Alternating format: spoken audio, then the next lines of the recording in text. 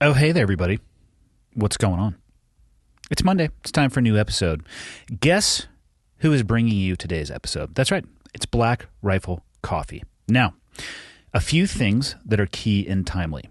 If you go to blackriflecoffee.com right now, they have a rotating banner up top.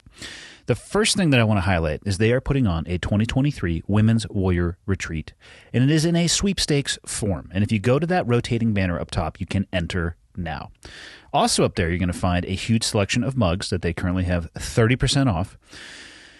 They're selling the Fool's Gold coffee still. I'm actually recording this before St. Patrick's Day, so who knows if it'll exist post. It's pretty delicious, though. It's Irish cream flavored coffee.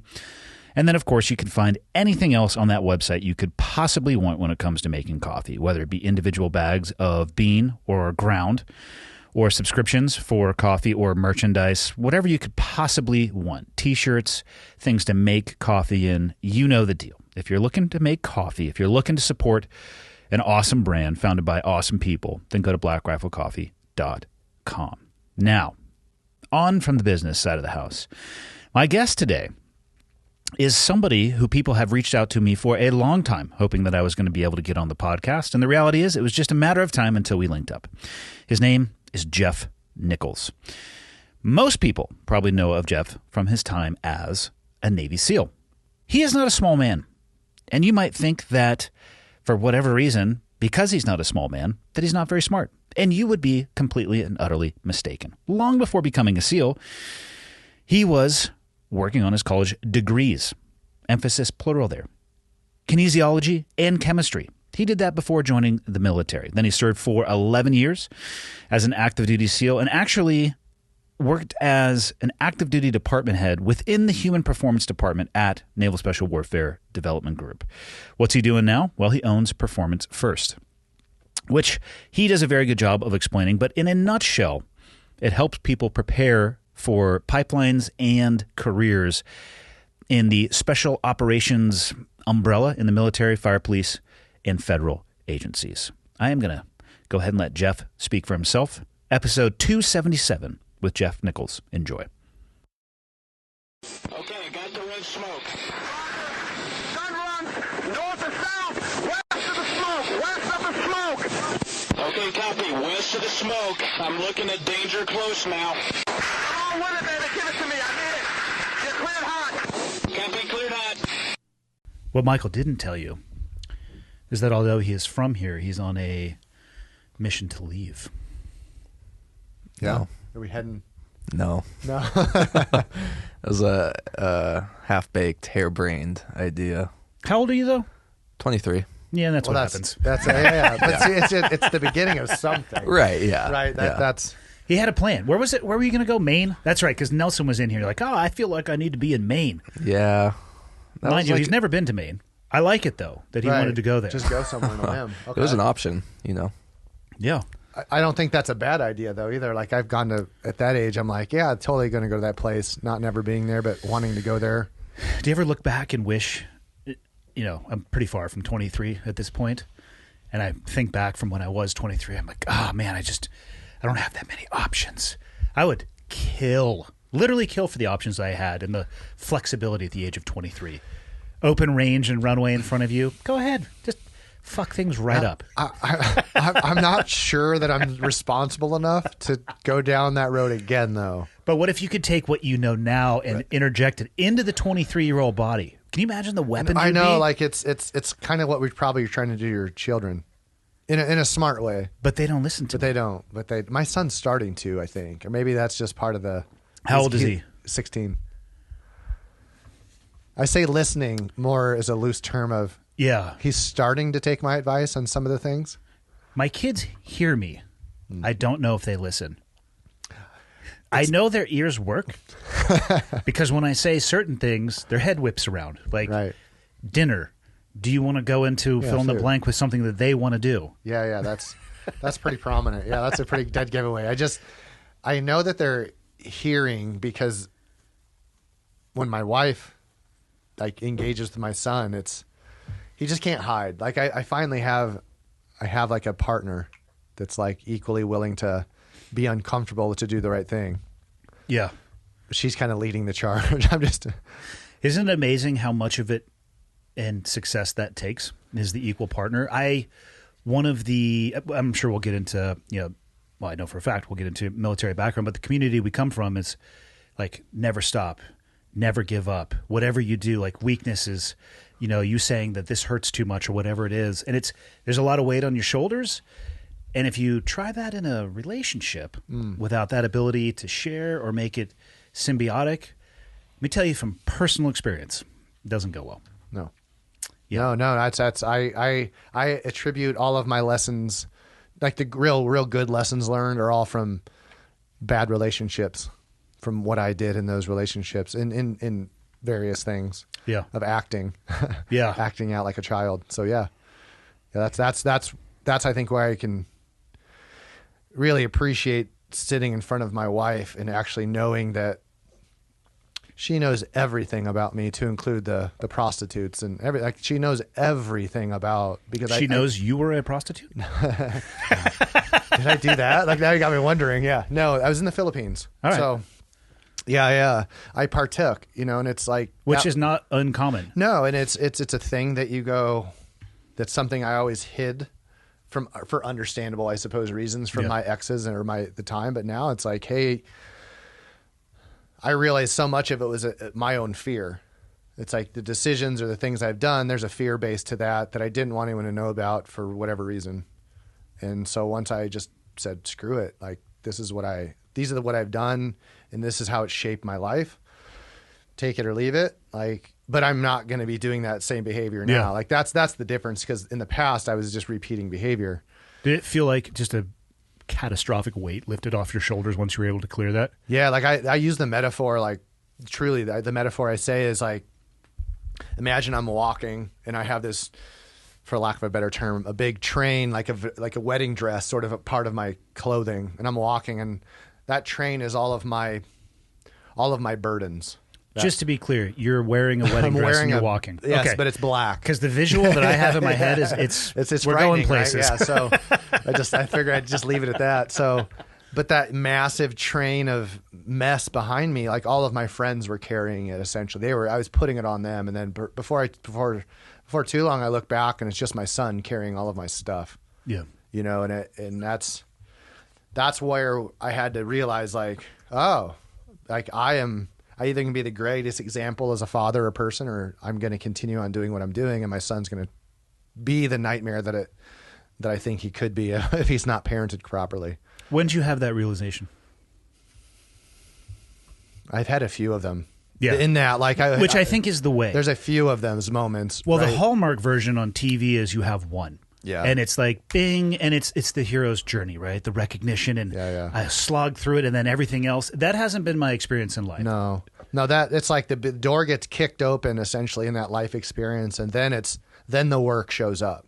Now you can unpack it all, right? It's like, I always think of those experiences are doors, and the work is the hallway. And you never know what you can encounter, like in the tactical down the hallway. It's like all those metaphors kind of write themselves. So I think a lot of that is recognition of behavior, like you say. At what point? There's been a bunch, but they're all co-aligned with people that I actually really love and respect. And I used to say, for those people love respect, I'm trying to shelter them, keep them away from and so I would act away. I wasn't a good communicator, especially with the people I loved. And so that fall is hard, as you say. It's just real hard, appropriately. Yeah. And I see now people that still are struggling in a relationship, not point of judgment, but I see them going, man, you just got to admit, just take that leap of vulnerability. If you actually love your wife, like, go for it. And if I've sat across from a bunch of formers in our space with their wives, because I'm pretty open about my treatments that I've been through and whatnot. And I sat across from so many team guys. And this is just my experience, and this is not me judging anything. It's like, I'll tell my life experiences, and then I have the team guy go, sit back, so the wife can't see the expression on his face. Like, don't, like, I've had so many team guys like, don't talk, I don't want to go down that road. I'm like, it's not the way to live. That's like, I get it. Like, I understand. Like, my heart breaks for you, but that woman has been through so much for you. Like, open up to that poor lady, because she loves you. That's hard for you to swallow. Avoiding that path is not the way to live, for sure. No. It sounds like you've had I don't know what the correct term would be, but it sounds like as your life has gone on, you have reshaped the way you think about yourself as well. Yeah, and I think being honest with everything in your life, like to me, a great red flag is if your wife were to get your phone or a significant other and you're worried, like I could give two shits. Absolutely. My wife knows every one of my, I don't fucking care. I conduct myself the same way at all times. Go for it. When I see, and we all know this person, and we knew these people, that would be an issue. Mm-hmm. Maybe they're better at hiding. It was an issue for me. Yeah, and maybe they were better at hiding it layers deep or whatever it is, but that is just the door cracking onto something that you have to address.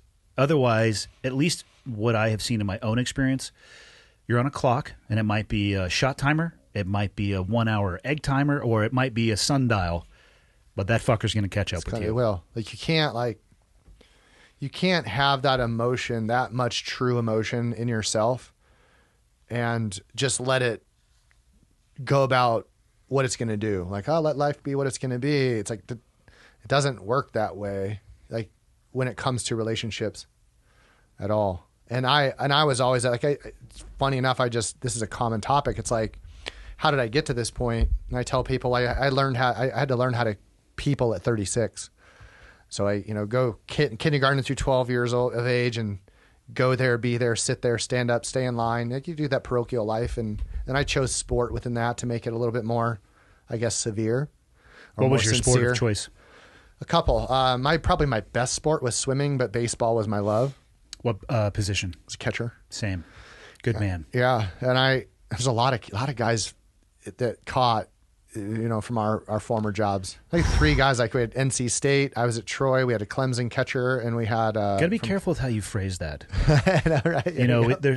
You took us to an interesting junction right there. We could go left or right or straight ahead. There's a lot of guys that we worked with that really caught. Yep. Hey, and I don't have any judgment about how people live their life. I'm just saying. Just that's my observation. Yeah. Yep.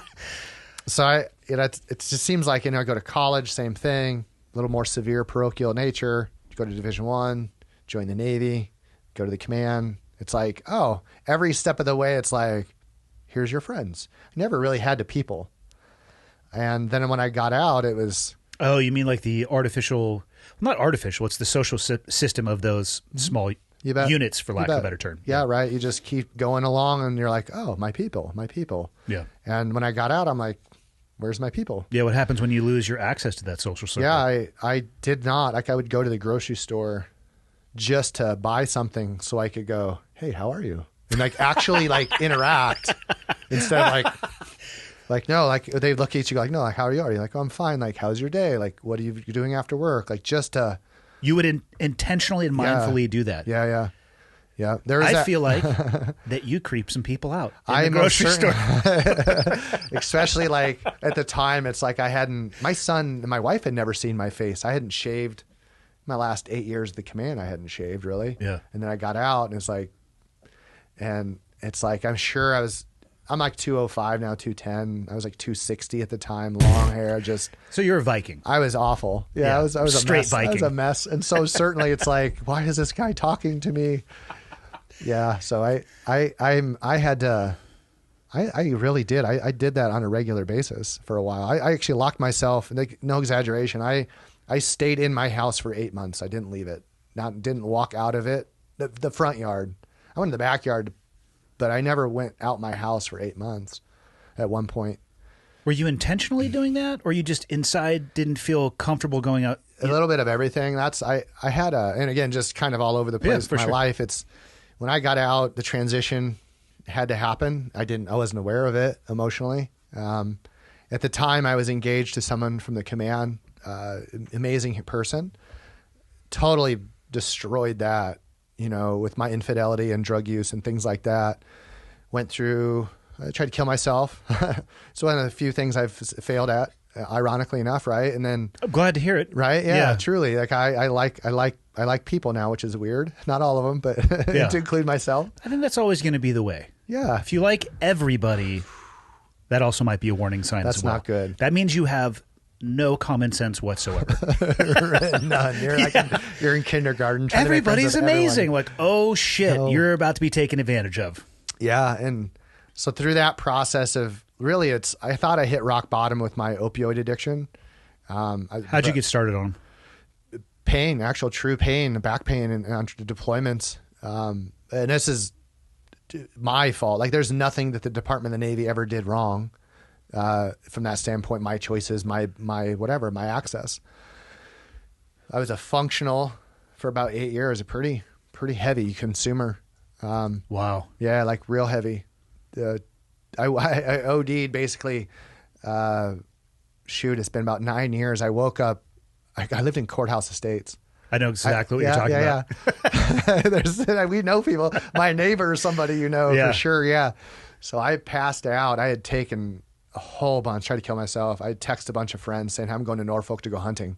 Some guys, some people there, Yeah. I had passed out. I overdosed. My truck was running, guns and ammo full in my Tundra at the time, body armor, night vision helmet on. I'm passed out, face down in the front yard. And I came to, sun's rising, and I'm like, what were my neighbors had to have said? I mean, so that was the first opioid addiction that it just really got bad and got worse from there. And my relationship certainly did as well. I stopped using drugs essentially. And I was like, I'm free and clear. And then just sex became my next behavior that I attached to. And, wow. That was way worse than opioid addiction. The way that I treated people, like especially the person that I really did love and care about, just didn't know how. Odd thing. It's like I grew up with such a great family, being loved and have a lot of compassion, and a community was amazing. And the community of Wilton, Iowa, is like a pocket of utopia. It really kind of like we have those little Partridge Family places that sport and drug use is like everything's under control in its way. Yeah.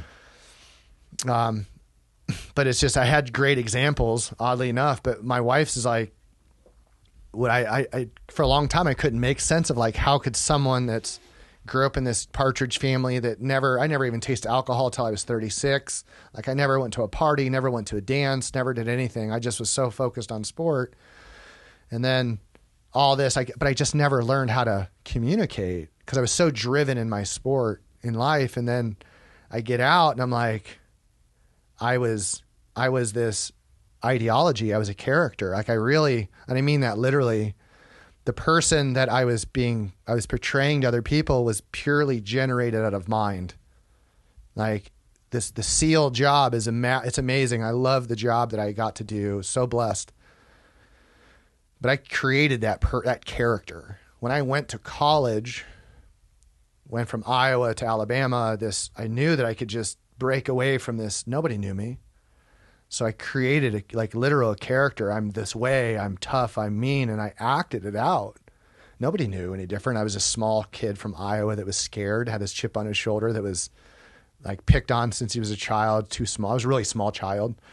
I find that shocking. I know, because right? you're a beast of a man. Yeah, I wrestled 103 pounds throughout high school, but I didn't weigh. You had to weigh 93 pounds to wrestle 103. So I didn't weigh enough half the time to even wrestle. I was such a smart. I was 5'11", 4'11", under 100 pounds until I was a senior in high school. No way. Yeah, way. So I had this huge chip on I used to take extra pairs of underwear to school with me because people would always give me wedgies and my ass would bleed and blood would run down my legs and I'd run off to the bathroom to change. And that was kind of a reoccurring thing for me in school. So I did the natural thing, like Happy Gilmore. I put everyone's name in a book. Fuck yeah. I did. Yeah. I really did. Did you check him off? I did, but one of the guys killed himself. But I went and hunted every one of those guys down. I really did. Not pleased about that, but I did. You didn't kill them, right? No. Okay, let's be very clear. No. I didn't. Because on Happy Gilmore's list, he had a fucking rifle. Yeah, Steve Buscemi's great. Yeah. Everyone I Disclaimer, killed. everybody. Jeff did not go down and kill people in the... No, I was active duty when all of my kills took place. Okay. We're laughing about that now, Yeah. but that's the silliness of our lives, right? Yeah. So again, it's all of that life experience, and like you said, it's perspective. I only took the ideological perspective of Navy SEAL. This is how I am. I'm tough. I'm mean. Like, this is the childhood I had. Damn it. Like, that's the way I took everything. I just Hulk smash everything. I was good at that, you know. But what I wasn't good at was recognizing the need to be more intellectually driven, like within the, like, let's say, like the way a team leader needs to be, that what we experienced. Yeah. Like the good guy, the real good team leaders that we probably both mutually know and respect. You go like, oh, like I couldn't be that. And I knew I couldn't be like I had some amazing team leaders. Like the Jeff Nichols of 27, 28, 29, 30 there couldn't be that. I could do it now emotionally. Like I'm like, oh, like the Navy SEAL I think I should have been or could have been emotionally. It's like I have that now. Yeah. And it's like, okay, there's a reason behind all this, right? So in hindsight, it took me a while to get through that too. It's like drug addiction, sex addiction, and then violence and anger. I had to deal with that because I wasn't using drugs and I wasn't using sex as an outlet. Violence became something that it's still a very unhealthy manifestation at times, which is like so many of us, we find our way into at some point, like for 8 years or 10, I was at the command for those 8 years. And it's like, I never really got too much into jujitsu. Yeah. Now it's a part of what it's a portal to sanity. You bet. What a weird thing, right? I had this Shannon I talked to, that's who I with. Yeah. And same thing we were talking just the other day, and it's like, how many guys like us get out, didn't see much of him internally, and then now we get out and go back. It's like, where was that?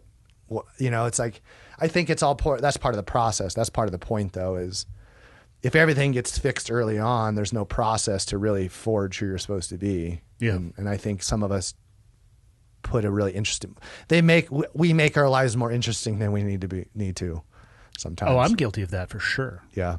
How do you think touching warfare impacted the expression of the things that you talked about on your life? Yeah. Because you can't leave that aspect out of it as well. Dude, we had a fucking abnormal job. Yeah. And I've spent a lot of time thinking about,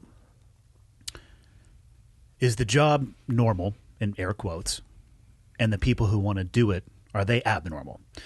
Is the job abnormal, and the people who want to do it, they're normal, but they're asked to do abnormal things? Does it only collect sociopaths? Am I crazy? These are the conversations I have when I brush my teeth. I'm like, I look at myself, I'm like, are you fucking I'm happy crazy? to answer these because I've been down this road so many times, right? I think most of the people who come from our old job go through a time, I hope they go through a time where they ask these questions, because I think it's critical for the reflection and growth. At the end of the day, very few people will ever spend any time, and I'm very glad for that, in an environment where they make choices about ending somebody's life. Whether it's justified, I don't give a fuck about the argument. It was part of our job.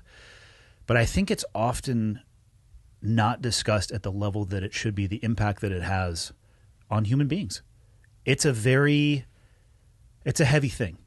And I didn't realize it at the time, to be honest. Right. And I don't know if I still have an actual understanding of the gravity of it. But when you're describing, back pain on target and an opioid and then into sex, and you got to talk about what, or not you, but collectively a community, we have to talk about what led to all of those things. Yeah. I think, this is probably what I spend the majority of the time introspectively thinking about, like big picture, not to go, why, but to go, this is happening. It did happen. I'm hyper aware of a lot of the things that people say, like, this is what made you good. I have a hyper awareness of that. So I'm trying to shift that hyper awareness that I know I have a gift for to awareness of my behavior instead of just my actions. Like after the fact, oh, that's the way I acted. It's like, no, I want to catch it so I can respond instead of react. Yeah. And this is all like, I feel like my wife should be, she's my handler, my beautiful wife. This is where I'm so blessed, because my wife is the one that, what meditation exists in this country because of her teachers that brought it, and it saved my life. My wife and meditation and God saved my life so many times. So to your point though, I feel so blessed to have experienced this much trauma. I don't mean the world isn't fair. I chose these things. I chose the path of working a way towards a sport that led me into this profession, my former. And what I realize is that the men like you and I and others that we served with, the capacity for violence that you and I have and still have, I have so much appreciation for it because people like you and people that have been through it have the capacity of love beyond what that detrimental fear can create in us and other people like that. Because I this is what I mean is I always wonder why society or community looks up at you and me or people and they go, why? And they go, is it a job? Yes. But I say there's a certain aptitude for accepting or enduring. Like we have been like, what's my gift? My gift is to endure stress or anxiety, but then be able to communicate it to somebody else, share. It's like be like, that's what I see you as. I see you as this amazing, this teacher by action. And that all that violence is going to lead to a certain emotional state. And that emotional state can be really overwhelming. And we've seen friends that it's overwhelmed. It consumes them. We see some that stay in their lane because they still the former team guy. That's what gives them that sense of stability, but they don't have to expose their vulnerability quite so much. And then there's guys like you and I that have like, okay, I'm going to take all those life experiences, especially the violence and trauma, and go, that's given me the real sight picture of perspective. Because I know other people would never do what we've done, and it's not because they couldn't, it's just they don't want to. Yeah. Well, it's beyond what they think they're capable of. Right. And so I look at it like it's the weight that we've been asked to carry, but the weight doesn't really show up until after. Cause like I didn't have these thoughts, these negative thoughts. I didn't have any thoughts of self-defeat when I was there. I was foot on the gas, go, yeah, until that which we were doing, the social aspect, the political aspect became a little bit more prominent. So those decisions, that oversight, that foresight that we had later on compared to early on had changed so much. And that for me was always, that's what I still struggle with. And that's why kind of my wife and I do what we do. I don't want any of that stress to go away for those guys. It keeps them safe. You know, like that armor that I put on, that violent emotional armor that I put on saved my life so many times in yours. And I'm so thankful that God gave me, or whatever deity we believe in, it's like gave me that to go, hey, it's really important that you stand for something that other people may not be willing to stand for. And that's that I'm trying to find reverence in that. I'm not trying to pat myself in the back, but I look at people like you and other people that's why people are attracted to it. Like there's an energy, true energy that's being put out of positivity that people are trying to gravitate towards. And they look at our actions and things and go, yes, those actions are great, but it's like I look at people's lifestyle now. Your lifestyle is probably the thing that you probably can attribute your ability to re-anchor in reality with your life process now. Yeah.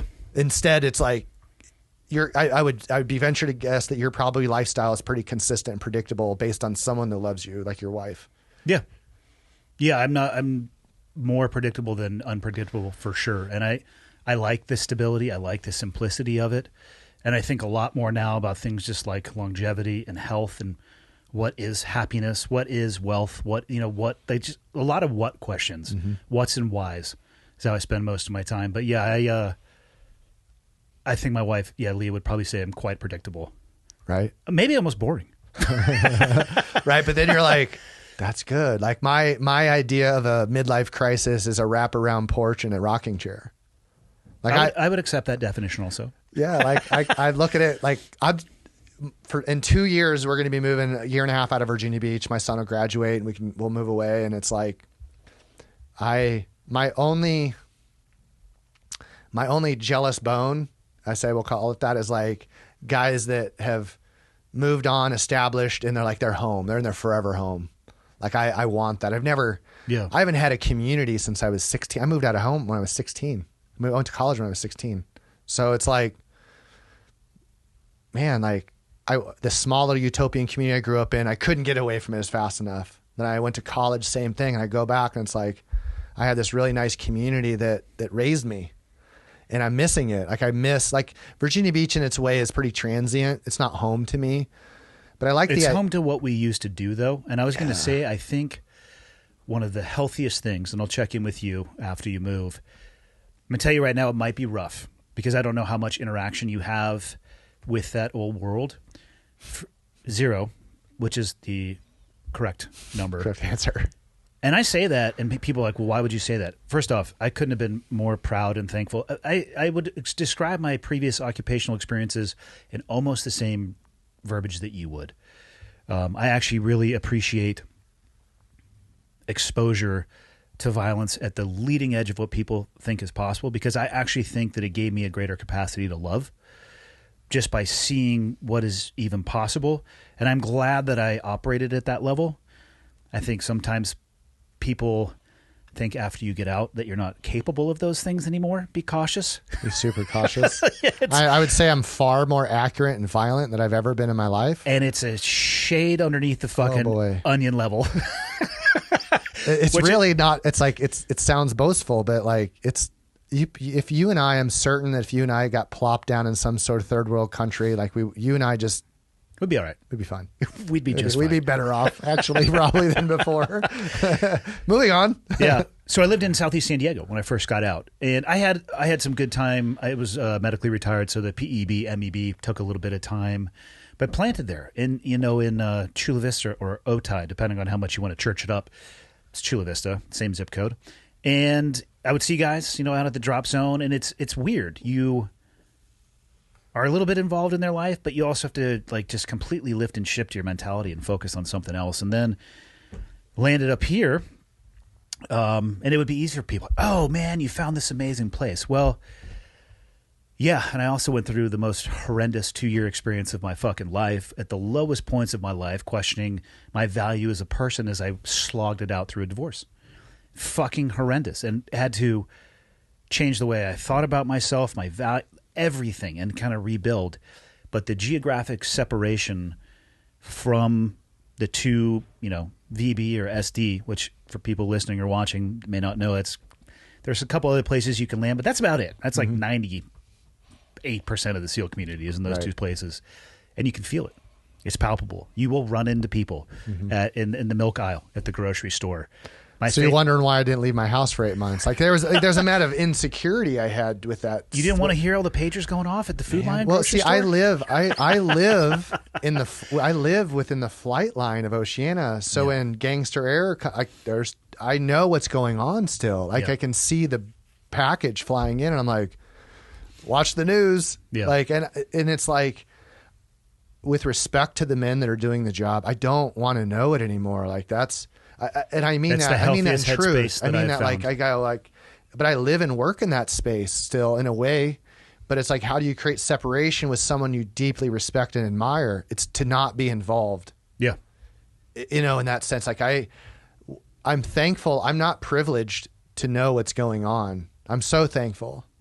But it's like four houses down. I'm walking my dog with my wife, and I see some newer guy at the command. He's only been there for a minute, and he's got the look about him.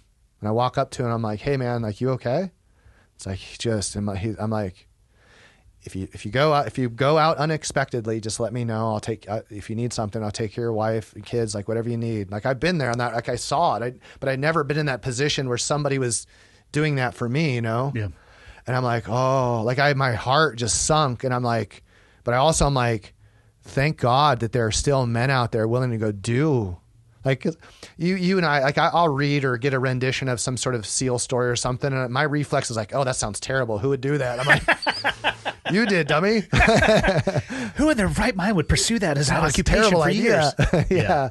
So I don't know. I have a ton of reverence for it. And what I'm trying to do is build a really safe buffer that allows me to appreciate it and not be, I can still do it. Like, Yeah. I can still do it just differently. Am I physically still capable of doing it? Probably. I'd have to rely more on the between the ears muscles than the below the neck muscles, which probably would have made me better at my fucking job anyway. Right. Longevity comes back into the picture. I'm like, oh, yeah, I guess I didn't have to stand right next to that breaching charge as it went off. Maybe take 5 seconds and go Just around a the minute. corner. Right. It's the approach of like, it's still to this day, I'm just now learning to not be in a hurry even when I don't. It's like I'm in my car. It's like, go. Yeah. It's like I'm not leading a presidential detail anymore. Like, slow down. Like I'm in control of my schedule. There's no hurry. But I find myself. We could still do it. And one of the hardest things for me is putting it down, the desire to do it. I don't want to anymore. There are people that are smarter and more capable than me that backfilled the second that I left. You bet. And I'm so happy that they're there. But it's a really weird suitcase to put down. And I still like shooting. I just did a skydiving thing, which, it kind of pulls you back into that world. I'm like, hey, we're flying, economy class and, a lot of airlines. Like, it's going to be okay. Like, we're not, don't need to worry about it. But I don't go to shooting courses. I will teach people that I care about some of the stuff that I know about shooting. And I don't claim to be an expert, but I have to very carefully balance that, because what I don't want to end up being, and I say this without any judgment, is the guy who has 3 sets of plates in the back of his car at any time and is constantly going out and surveying everything in a helmet and not. It's like, and just, be prepared, have to go stuff depending on where you live. Don't break the law to, having what you have. There's a difference between being prepared and then just looking for it around every corner. And that's why I stopped carrying. Yeah. Like I stopped carrying for that reason. I found myself, my wife goes, you're Navy SEAling at the wrong time again. Like, I like your wife a lot. she's brilliant. She nailed it. She's amazing. She totally. It's a beautiful thing because my wife, prior to meeting me, she had been previously married to a Force Recon Marine, years past, and it's something to be said about. It's like team guys too, in the sense like I might make the same emotional mistakes in a relationship over and over, and honestly, some of the women still will do the same thing if they're living in proximity of a bunch of us.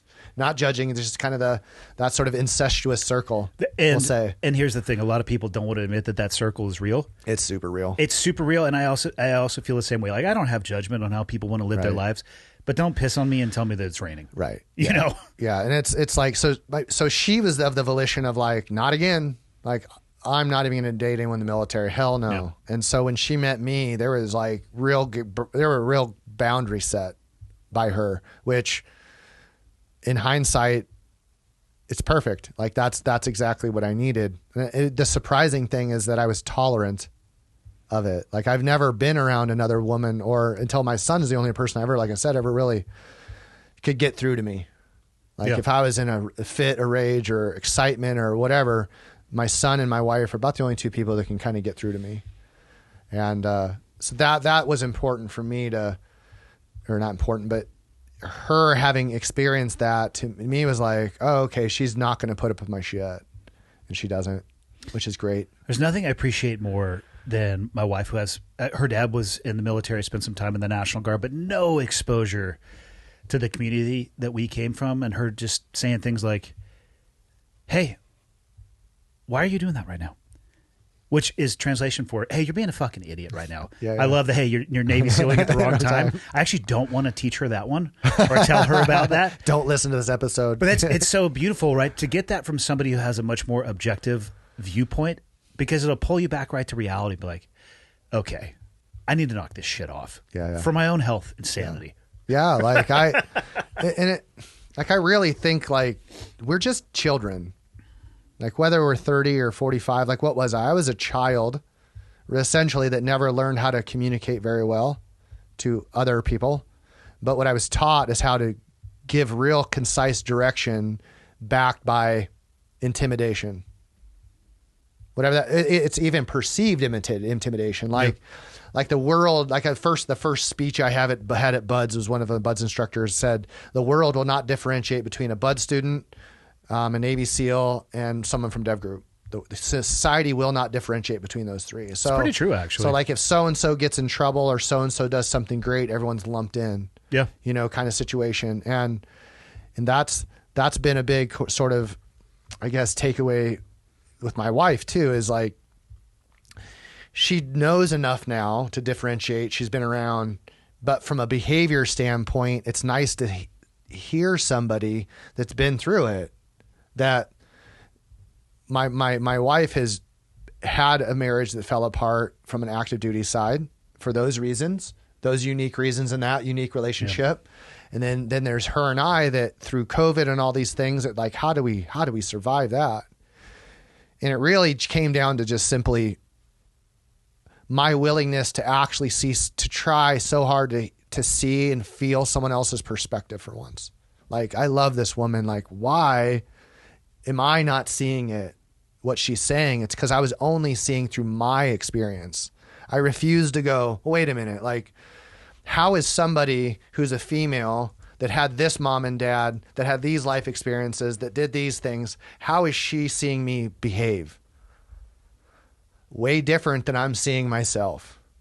For sure. And then my son too, right? It's like, oh, okay. And that's what I try to do now with folks. Cause I know we were in this sort of rat race of comparing with each other who has the most trauma. That's kind of where we're at now. Like, we either become our trauma as our own identity. It's like, my identity was a Navy SEAL. Then my identity became a self-loathing, deprived Navy SEAL with PTSD. Did you put that on a business card?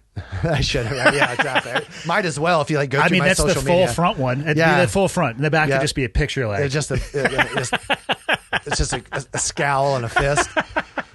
And then after it became the ideology of my suffering, right? Then it became, I'm like, oh, if I'm not a Navy SEAL and I'm not angry and I'm not suffering, and wait, now I'm this former Navy SEAL with all these psychedelic experiences. And then that was my identity. And it's like, come on, man. Like, you just keep attaching your identity.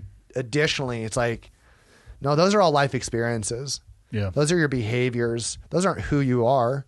And it was hard for me to think that I can do all those things with love and joy, but not attach my personality to them. It's like, oh, like I didn't think that I could do these things. Like, all my years in the teams, like I grew up in a very small dirt road town in Iowa where it wasn't exactly have a whole lot of access to friends, like out dirt road. So it's like, if I wanted to entertain myself, it's like, better figure it out, you know?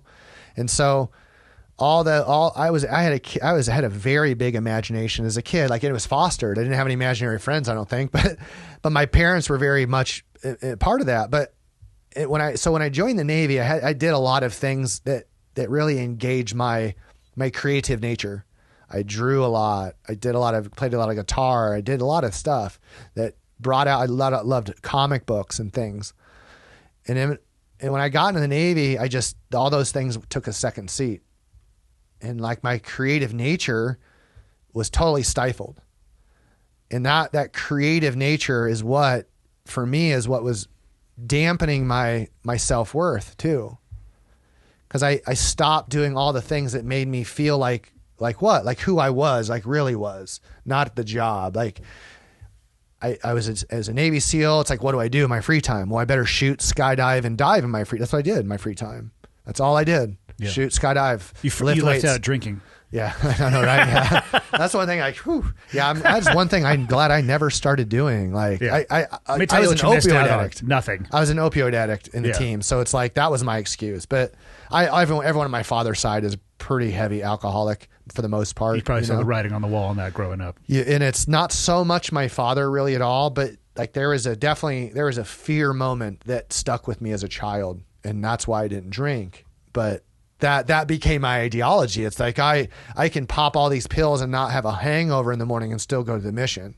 Well, at least that's what I told myself. Yeah. Until that became a chronic issue, and I was hiding that from everyone. And how the hell did you end up joining the Navy? So after college, so don't gloss over that. What'd you study in college? Yeah, so I played baseball, and that's what put me in college. Baseball was my scholarship sport. I played in a good junior college team. Ended up transferring to Troy University in Alabama. That was my passion. And when that came to an end, it's like an ironic thing. So my senior year of college, right before it, I changed my major from pre-med to exercise science. Good man. Yeah, I didn't Saved see you a little bit more 13 school. more years of orthopedic school. Yeah, no thanks. So when I did that, going into your senior year of college, you have to have 75% of your major completed Okay. to be eligible as a senior To play sports? to play sports, right? So the day before first day of my senior year of college, athletic director comes up cursing like, Nichols, where the fuck? And I'm like, whoa, what's happening? Is like, you're ineligible. I had a 3.96 GPA. And you were ineligible. And I was ineligible. I was taking the full, because I had to take extra hours to make up because I dropped my major. So a full schedule within trimesters was there are 15 hours. I took 29 hours, and the semester before I took 26 to catch up. Wow. But I had 44.34%. I was 0.01% away from being eligible. So when the university submitted the transcripts for my senior year, they're like, sorry, man. But the irony is like our shortstop was a transfer from Georgia, never went to class once, got C's.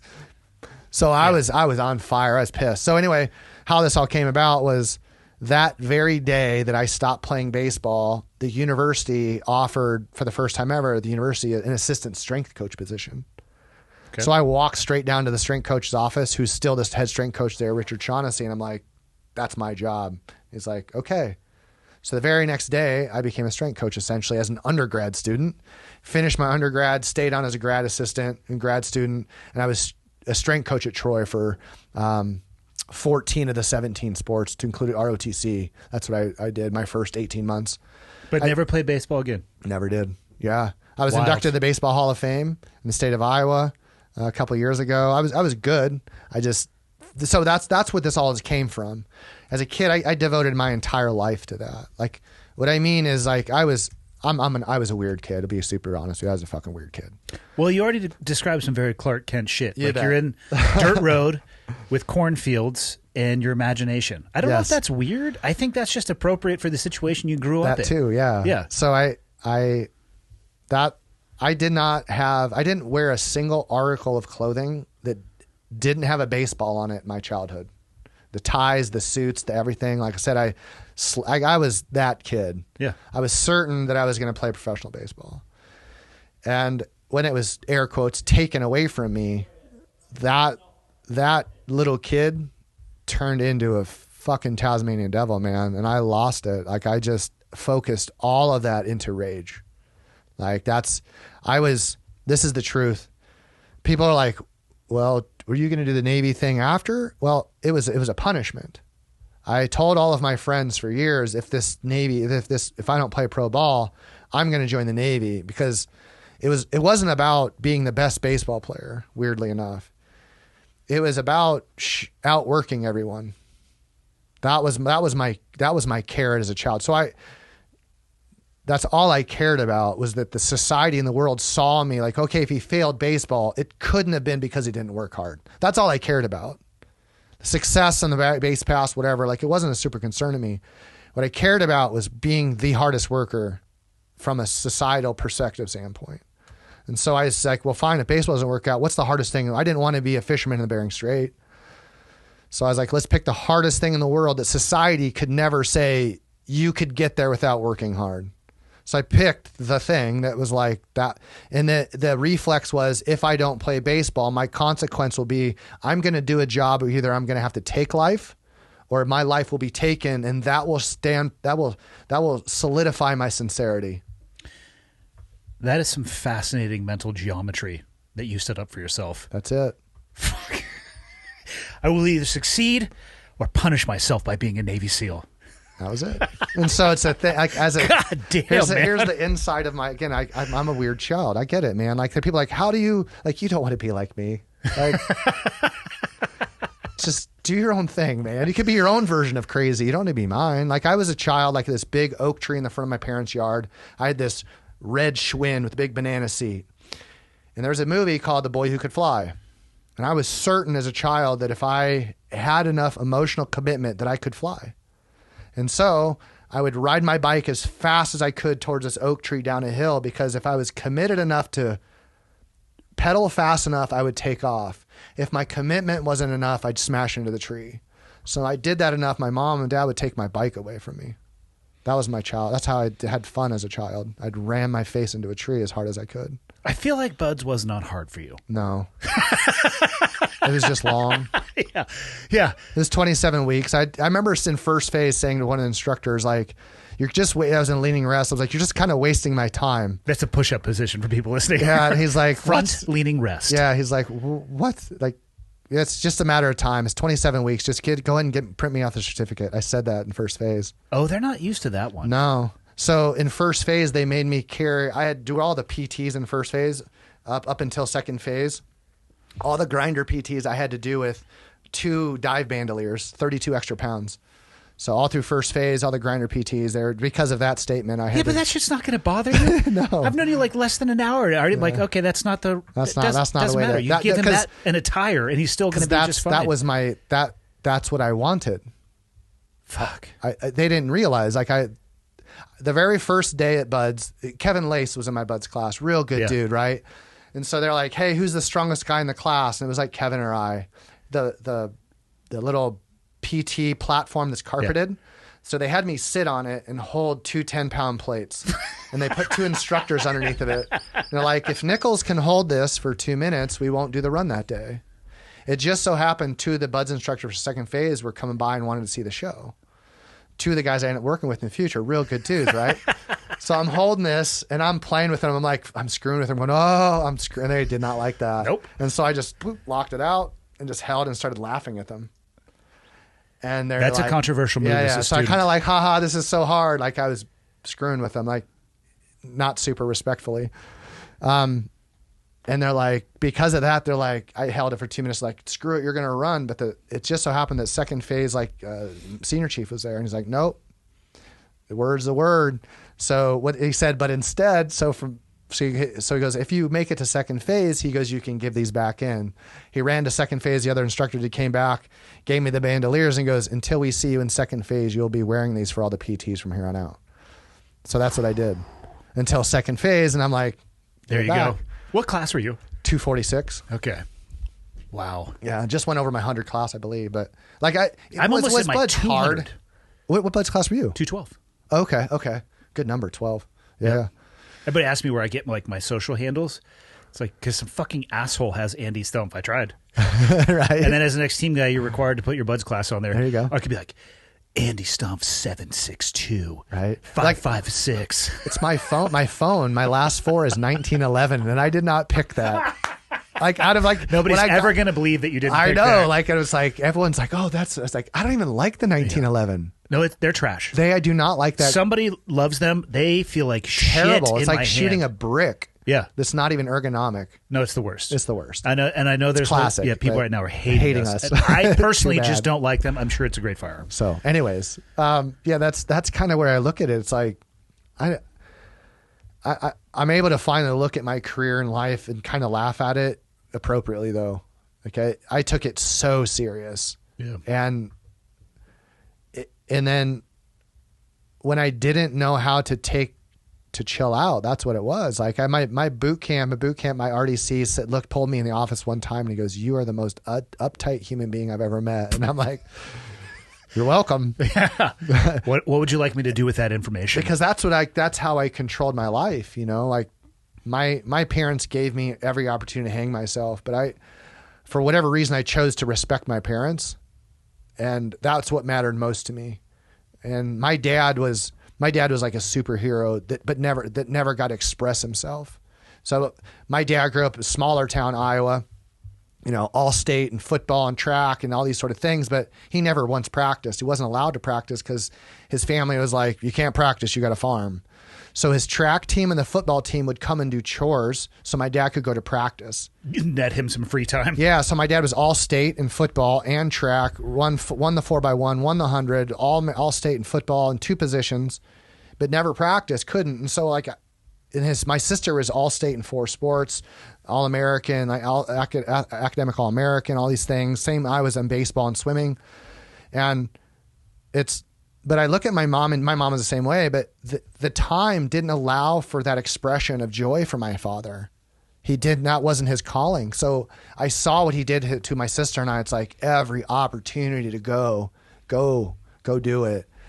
And so then I see myself going, wow, like I endured all these difficult things, like, oh, because my parents are my roots. I had such good roots.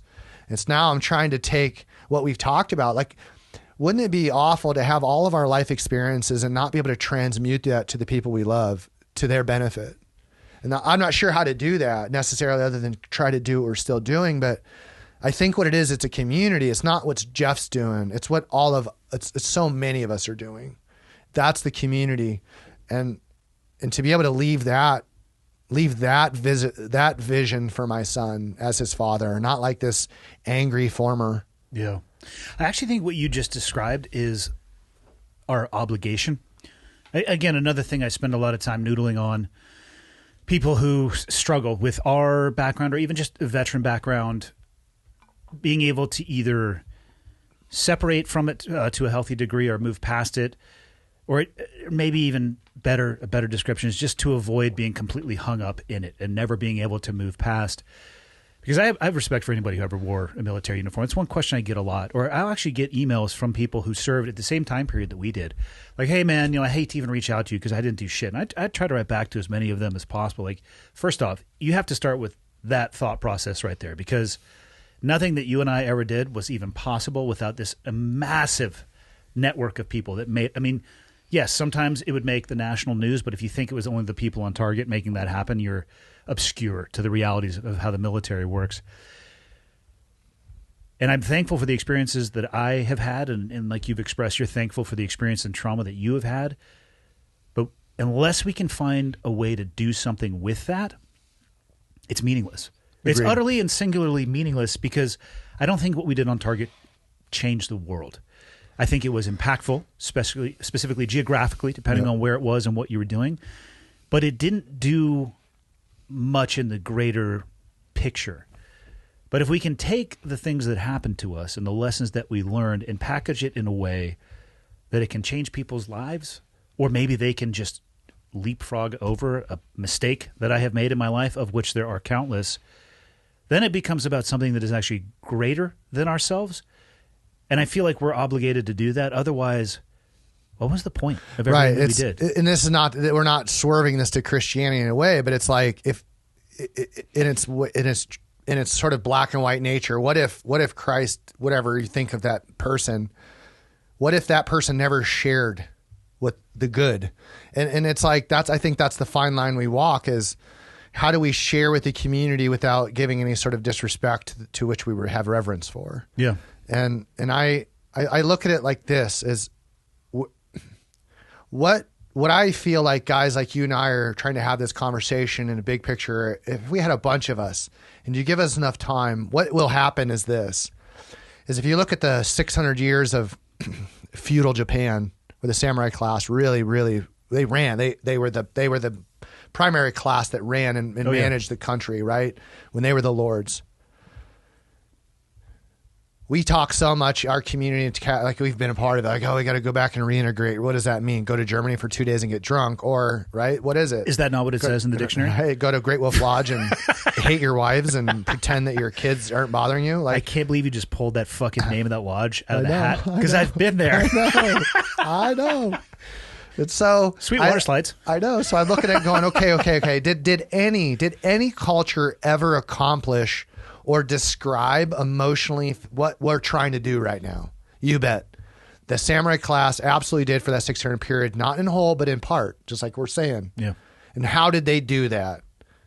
Pretty simply, not in action simply, but simply as in creation, in the same way the Indians, the Native Americans did. It's when your greatest warriors went to war or combat or conflict, that which they had, the community loved them for, that was only a part of it.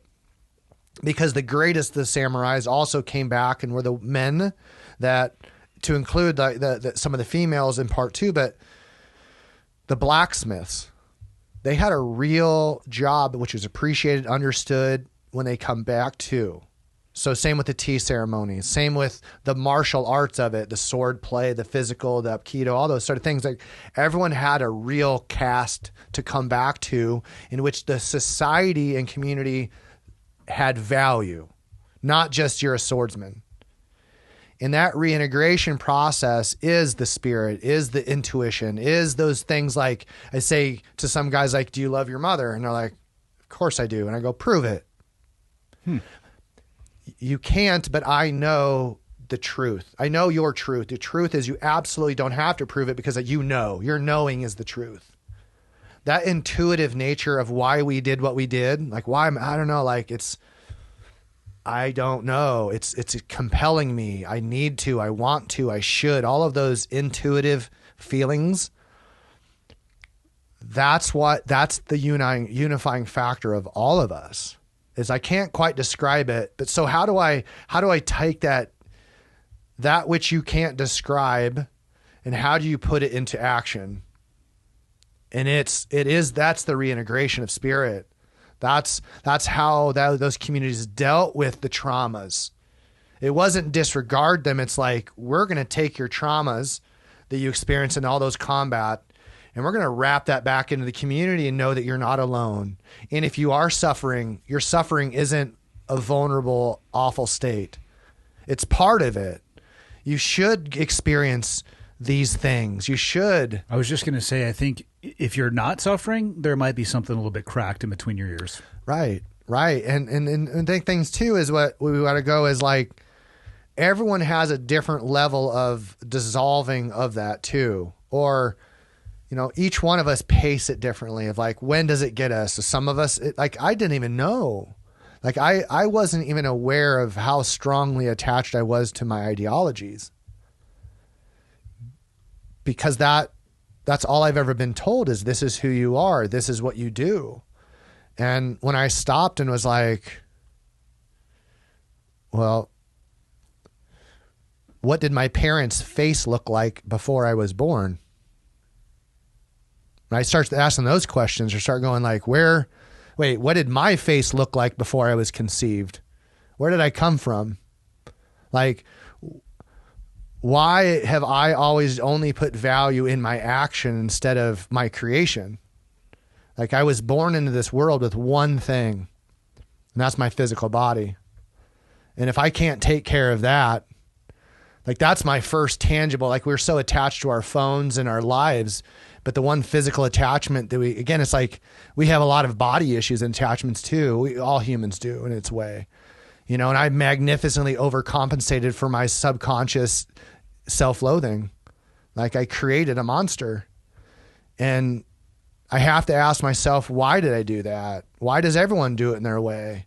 And that's where I'm going to meet you. Not what makes you, what society says makes you so unique, but like, then I don't want you to attach yourself to your suffering in this sense, but it's like, man, like, I can love a stranger. Truly, I can love a stranger who's, like, think about that. Like, we get these feel good stories and we get verklempt and you're like, man, that's a total, yeah, there's love there.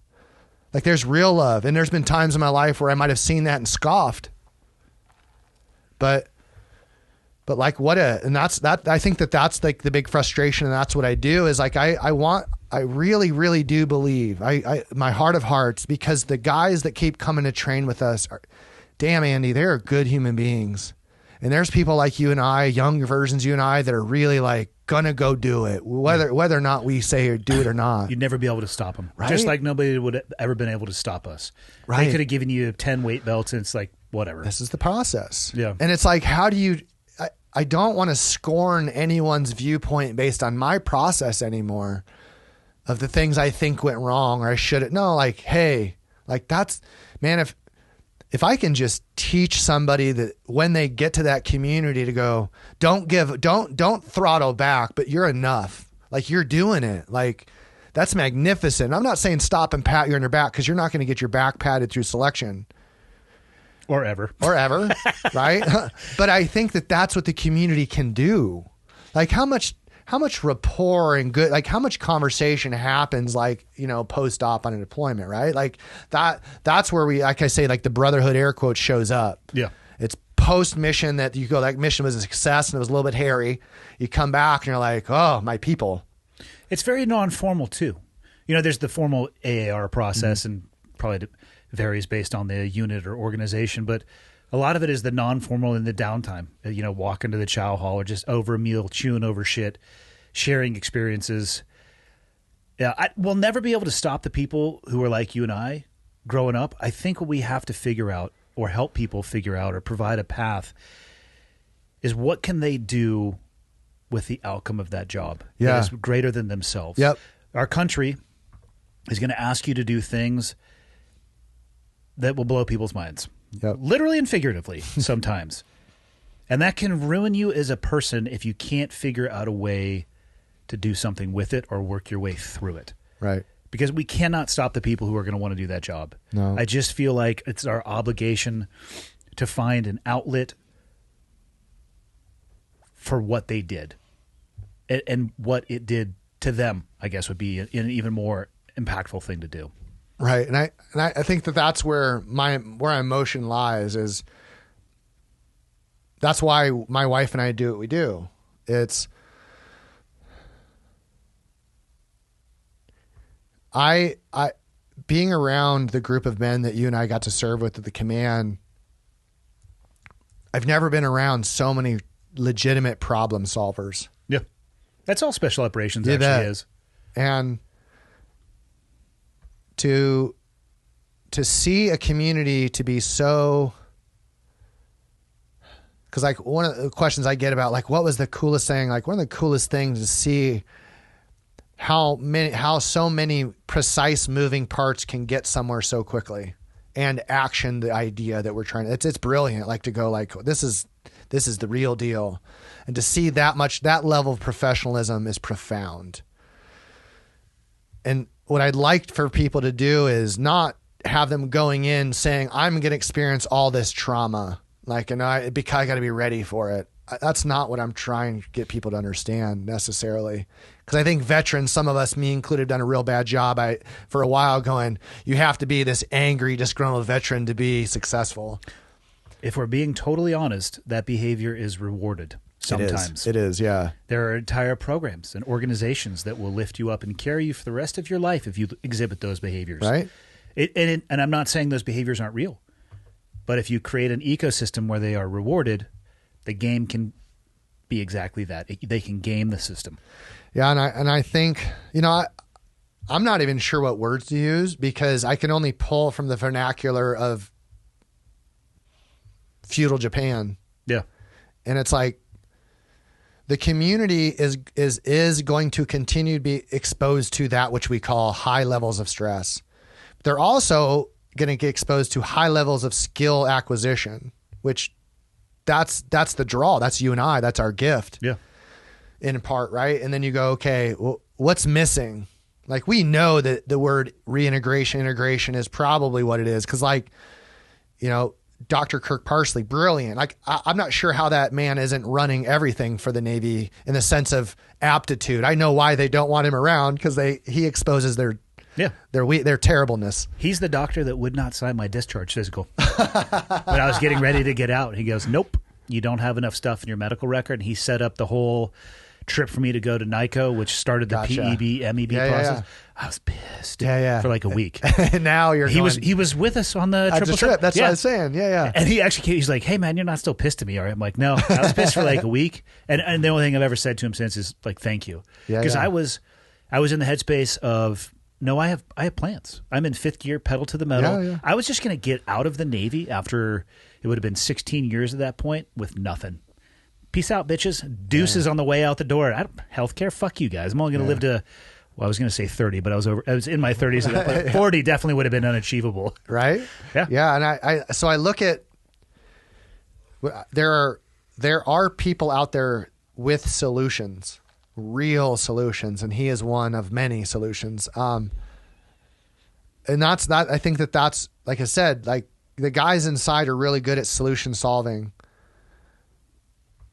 but they're never going to get what so many of us offer in the military. It is, and here's what I mean is like, I am always torn with, is it going to be the Navy's job to ever really truly do psychological evaluations? It's an interesting question. I mean, because I know what my psychological profiling is because I've been through it with the psychs, the command after the fact. Or how about baseline testing when you enter the community so we could do accurate baseline testing when you exit?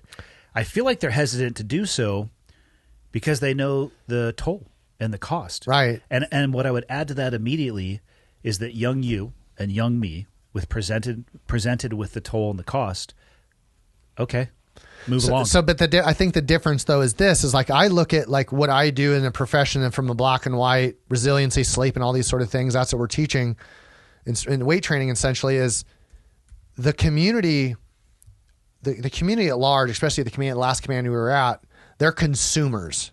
Yeah. They'll take it. They'll take that knowledge in because there's value, right? It's the same thing like I was told like in the early 80s, everyone was like when strength coaches became a thing in the early 80s, everyone's like, why do we need this? This is crazy. This is buffoonery. This is not necessary. Now it's every Division I strength coach in the country is a 6-figure job, more or less. Yeah. Like you can't do without it. And so you're like, what's missing? And what's missing is some of the professional knowledge that just hasn't bled into the community yet. And that's because the people that are leaders now, most of them never experienced what I'm teaching or experienced it in a Division I athletic level. But there's more and more of those guys. And so what we need those people to become leaders so they can look down their chain of command and go, oh, I've experienced a better way to take care of people. And I know people down my chain of command have as well. Yeah, which takes time. Which takes time. And so that's where it's like, how do I contribute to community without being in the community? Yeah. And it has an impact. It takes time, but what the leaders who are willing to absorb that knowledge, the realization they can come to is it sharpens the blade. You bet. A lot of the not all information is great. There's some whack job shit out there. I don't know if you ever went through we'll call it the fire hands training. Yes. We'll leave it at that to avoid lawsuits. Yep. Somehow that shit permeated the community. And for a long time, yeah. For a long time. Not all knowledge is good and impactful and necessary, but eventually the wheat will separate from the chaff, and it just kind of takes time. And people will realize that valuable knowledge, they want to push a lot away because, it's going to change too much, or we haven't done it like that before. That's one of the number one pushbacks. Well, we've always done it like this. We've never done it like that. I'm like, listen, man, I'm trying to take the sharpening stone across the blade. I'm not trying to smash it into a rock. Thinking about what we used to do, we were professional athletes. Yep. And in the 80s, let's be honest, the SEAL kinetic activity was precisely and exactly zero. Mm-hmm. So, you could run around in a fucking flight suit and a huge K-Pop helmet with an MP5 on for a couple hours and call it good. Yep. The shit that they were asking us to do, slightly different story. And if you're not building your body up from the ground level, man, you're not sharpening the blade at all. Yeah, it's a hard sell because there's such a difference between, my SEAL Team 5 experience and then after the fact. Yeah. Like I was, and I mean this, it's hard. I'm not known for holding my tongue, so I guess now's not the time to start. Fire away. I was incredibly underwhelmed by the physicality of the people when I checked into the SEAL teams. Are you trying to tell me that they're fat SEALs? That was my experience, was that the majority were, especially on the leadership level for sure. And Gravy SEALs? Yeah. Meal Team 6? I know, right? Who knew? Like that was, and the people still like, and I'm not trying to say that to be ugly. Like it's just true, the truth, man. It's like, the and truth. I'm like, and that's like, and here's what's rough. A lot of the times it was directly tied to their rank. 100%. And Sorry. So I tell people, it's like, if we actually stuck to if the Navy stuck to its PST, we'd have less than 1% of our leadership after that PST. The Department of the Navy would have less than 1%. Yeah.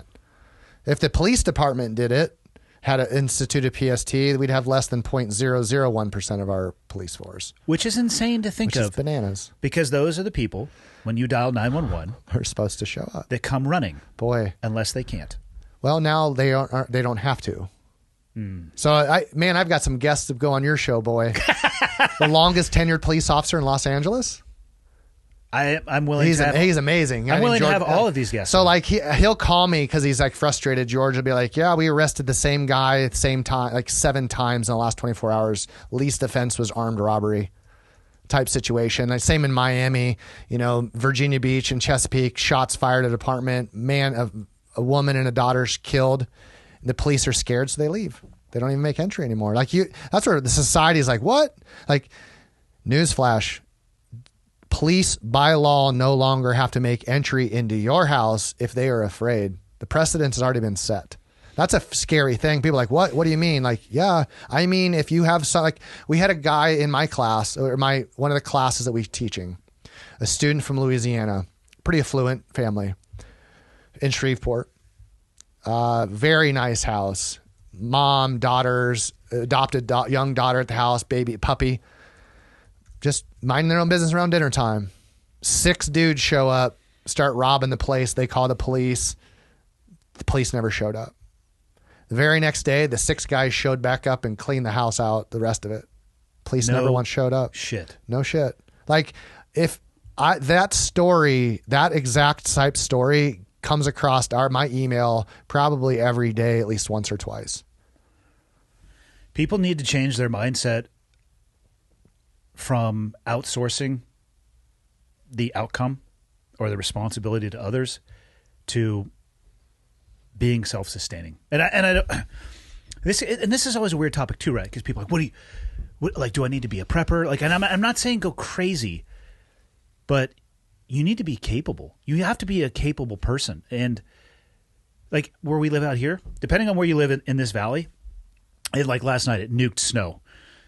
You might be looking at a 45-minute response time. There's a lot of shit that can happen in 45 minutes. And what options are these people left with when the same people come back the second day? You have to develop the highest level of capability possible, which is super uncomfortable for most people. It is. As you're telling that story, if I'm being completely honest, I'm in my head, I'm like, fuck, I wish they'd come to my house. Right? Right. Say Courthouse Estates, right? You were probably still living there. There's a string of a whole bunch of break-ins on Thursdays because of trash day. Well, first off, that's not the neighborhood to break into. That is a really bad neighborhood. So one of the guys on my team took the day off. He sat in his garage with his loaded rifle and he put his other neighbor's garbage cans in. That's also not a good plan. So, but the problem is so a couple doors down, it happened. They were doing a break-in and the police showed up and it was just like, he's like, man, I could have had my chance. Like, not so sure going to sweep that one. I mean, I've been a part of a few things in Virginia Beach that's got swept under the rug for me. Yeah. And I'm like, maybe you would get this thing swept under the rug. I mean, at least let them get into your house, for the love of God. Yeah, something. So, but that's the two extremes, right? Yeah, I am not saying to people, go find a gold bar and leave your front door open, or put it on like a rope out on your sidewalk, baiting them. Yeah, but fuck, so one of the things I don't understand is how people want to try to force their thoughts of the world into reality versus objectively looking at the world we live in and finding maybe a balance in between the two would be. Because you find people on both sides and they won't move either way. I'm like, okay, so that's like 2% very vocal on both sides, especially on social media. The 96% in the middle, here's the reality. Like what you're saying, law enforcement officers are now, whether it's threat of lawsuit coming back at them, civil or criminal, being understaffed, feeling like they don't have the ability to do their job. If you're going to ignore that, and think that they're going to come in with capes on, and when you call 911, I think you're living in a little bit of a fantasy land. Mm-hmm. Just like the people who think that they need to go out there and be a vigilante, so what they need to do at all times is have like 13 mags on them, and like I'm just going to open carry double M4s. Like, yeah, you're also fucking cuckoo. It's also not good. For everybody else in between, let's look at maybe where you'd want it to be and where we are, and find somewhere a mix in between the two. And it just seems that people don't want to do that. And I don't know if it's because it's an ugly reality that you have to face yourself with. And I'm not saying like go out and prepare yourself to kill people. I'm saying go out and be as capable as possible. Like understand that you might be responsible. Like I have 3 kids. It's my thought process that, if I'm out in town with them, I'm responsible for them. Can the cops come at some point in time? Yes, they probably will. But in that buffer zone, that shit's on me. And if I don't take that seriously, I'm living in a fantasy land. Yeah. Yeah. I'm not, this conversation clearly we've had before with other people, right? Yeah. And it's like, I'm not sure how to get other people to recognize, because the amount of life experiences in those situations that we've had, it's like second nature, right? Of questioning things. Well, decades of people putting us in those situations in an artificial environment, making decisions, and then you overlay that with years of going overseas and doing it. It's a thought process that we cannot escape, but is incredibly foreign to almost everybody I've ever met. Right. And it's like I use my mom as an example, the opposite, right? She's very, very conservative, Iowa, right? But she's always been a Democrat, always going to be like, this isn't a political thing, but it's like, okay, that's a perspective.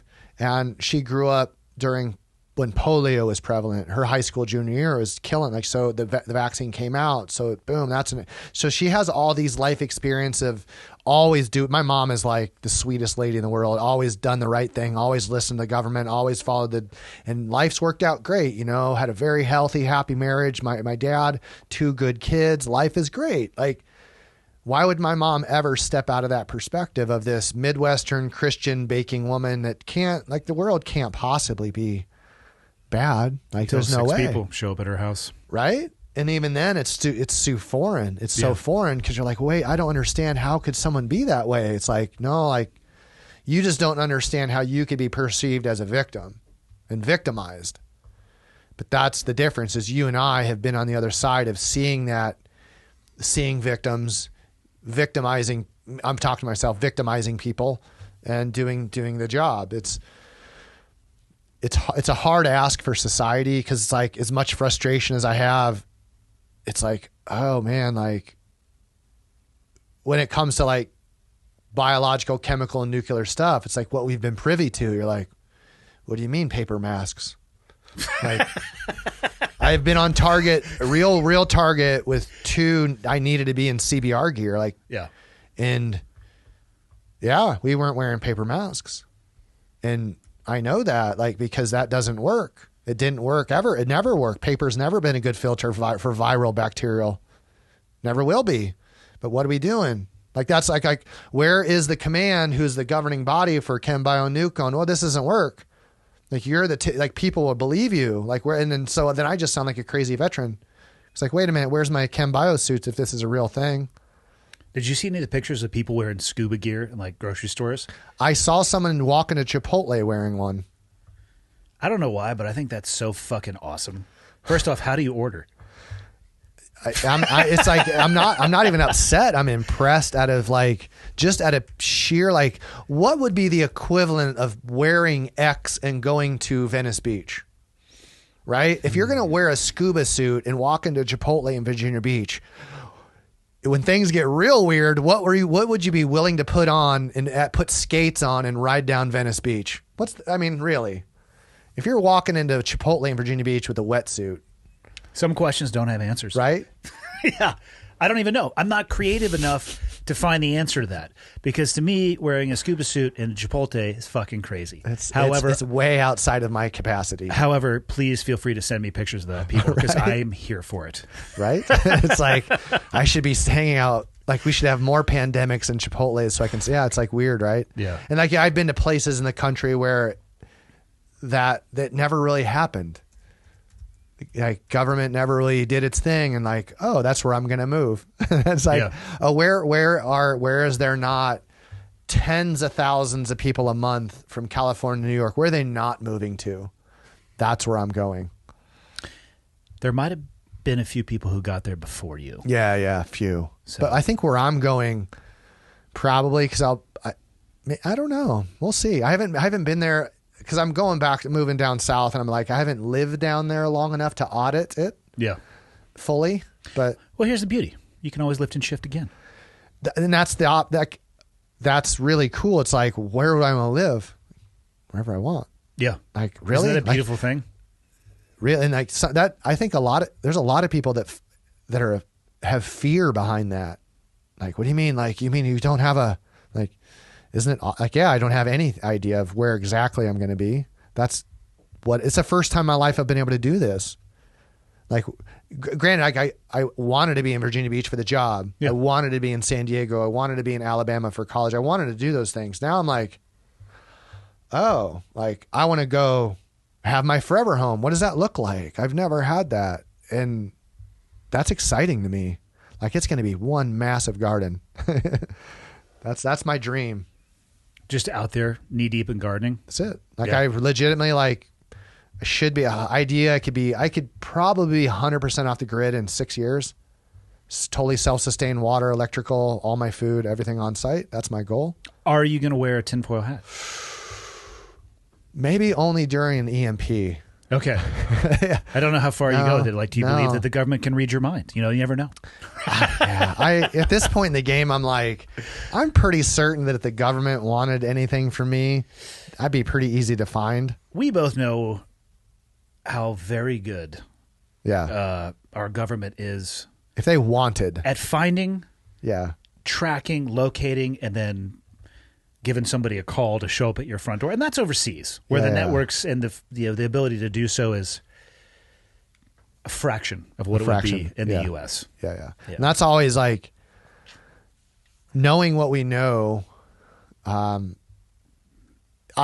conspiracy sort of silliness that goes through my head. I'm just kind of like, and I also know some guys that have done some contract stuff, and I'm like, God bless. Like, I almost went down that road too. Yeah. And I'm like, whew. Like I think that some of those things are like point of no return Yeah. as well. I do. But I also think it like what we're talking about, the whole like the skill stuff, that the skills in which I learned in that environment ultimately is what gives me so much comfort to go jump off the ledge. Like, what do I want to do? I don't know. Like, I'll catch myself. I'm really confident that I can handle that.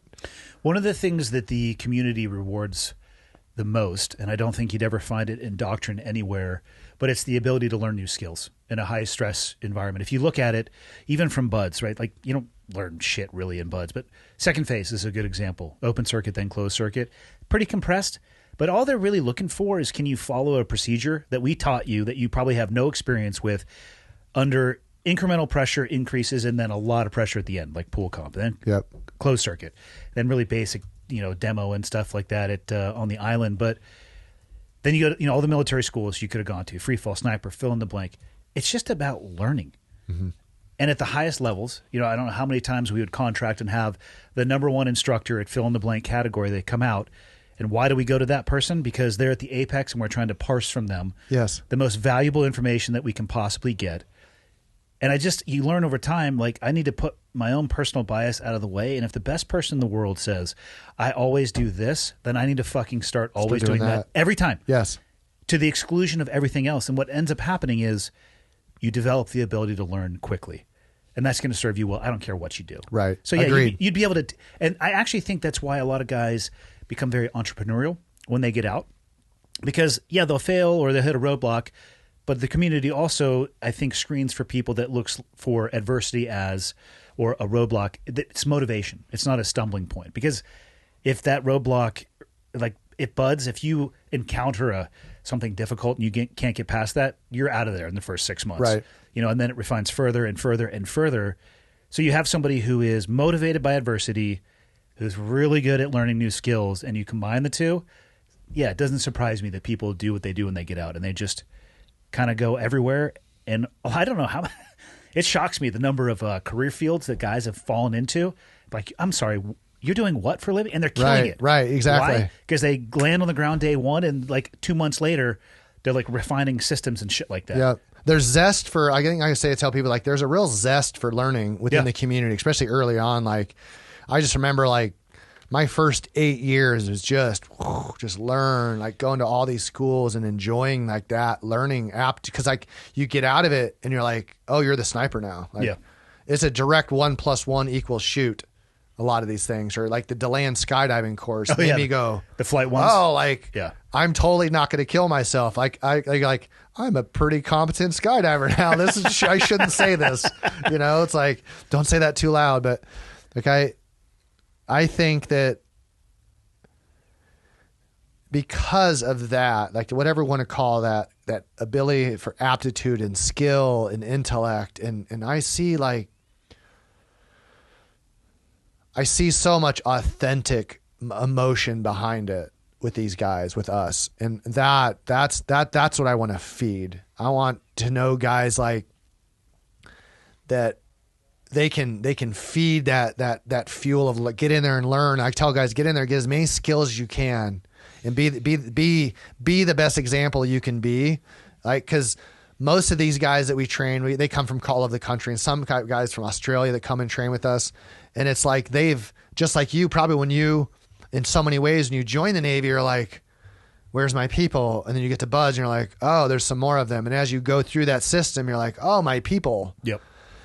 And what we're seeing is peripherally, what I'm seeing is now after a couple, really about 7 years of only training, really people, I've done like pro athletes and things, but really refining it down to like who we focused on. We want to give guys the tools. And that's like where our nonprofit comes from, is like all the skills of how does one really improve their sleep? Well, you've got to have an understanding of it in part before you go in. So when you have the experiences of BUD/S and SQT, you're like, oh, you can't tell someone you need to sleep better when they've never experienced real sleep deprivation. So it's like, okay, here's a tool, but you may not need it just yet. Yeah. Right. And it's like, what tools can we give these guys? Because they're so willing to learn. And what that's what we don't know. It's like when it's time to get out, what tools have they been using? Like, cause most of those guys, you look at their sleep and you're like, whoa, that's the biggest red flag. Like, For sure. And if that's not sorted, then we go to diet and go, oh, okay, well, if none of those are in any good state, we know your emotional state can't be healthy. It can't be. Right. And then you start looking at the physical body, and you just can't hide stress to a point. Your nervous system is so obviously warning people that I had this sort of thoughts, like when I was in trying to figure out, like, wait a minute, like, why don't we have sleep experts here? Like, it was a phone call away. I was a flight away to Australia. I got access to, I've never been told no by any human performance or high performance training facility in the world. Not once. So when guys are off in Tucson doing their thing in their free time, the University of Tucson has a guy named Bob Bowerman there, who's Michael Phelps' swim coach, who's very willing to teach and learn, share with this. Like when guys are in Park City, in Salt Lake City, doing their thing in their free time, Park City has one of the best scientists on the planet there with US ski and snowboard. So Dr. Jim Stray Gunderson is there for research and altitude and stuff. So my point was when guys are off doing their thing, I was like at the training centers going, hey, how do we? Yeah. And then trying to bring that back, and people are like, oh, that's crazy. We need you to, I remember one of my master chiefs saying, well, we need to do something that's really important, like breaching or skydiving. I'm like, well, I'm already master breacher and free fall jump master and all these sort of things. Like, what do you mean? Like, I have to do like, let's talk about the machine that I walk around in that enables me to do both of those. I've got 22 plus concussions, like all these issues, that sleep issues we all are talking about, because we've all gone to NICO, and they're like, yes, you are all sorts of screwed up. And they go, how do I fix myself? I don't know. Motrin and high fives, like maybe some Crown Royal. Like, I don't know. Like, but that's what I look at and go, wait a minute. The New York Yankees don't have near the available assets the community that we came from. They've got less money. The New York Yankees has less money than the command we came from. 100%. The Yankees have less money, less quality people in place to manage, right? The SEAL teams where we came from, it also has like has more available assets in physical things to send guys to than the Yankees do. But the Yankees have far more available assets to their players. It's like, why does this command that has infinite budget on bullets, body armor, why do they completely disregard sleep? Why is there such contention when the cafeteria was built that they needed fryers, pizza fryers, and dessert turntables at the command? Like, why? We don't need pizza, dessert. These are top tier athletes that need quality food that they're not getting because it's being sourced through a terrible source. It's like, where's the, I don't understand where the disconnect is like, why are you not the CO of SEAL Team X or WARCOM or JSOC going, I could be the dude that completely could revolutionize human performance on the planet, but it's a simple reason why they can't. They don't have a single person in position in NSW that knows what I'm talking about. Which is insane to me. You think that's still the case right now? Absolutely. Because I know I know everyone that's in charge, and I'm like, not a single person that's in charge within JSOC or SOCOM has any experience in true sleep management, dietetic management, hormone management. They don't have anyone in place because if they did, they'd solve it, number one. And two, if they had someone in place, it would expose everyone else. It's exactly why Kirk Parsley was ran out of the community, because his ability to say, here's the empirical knowledge that I have, and I can back it by research, and oh, by the way, it's happening in the community. They just pushed him out because his truth exposes leadership's lies. And the problem is you're going to keep getting people like you and I going to serve. Yeah. And they're going to serve honorably and awesomely and heroically and all the things, all the adjectives. But damn it, they fucking deserve what we didn't have.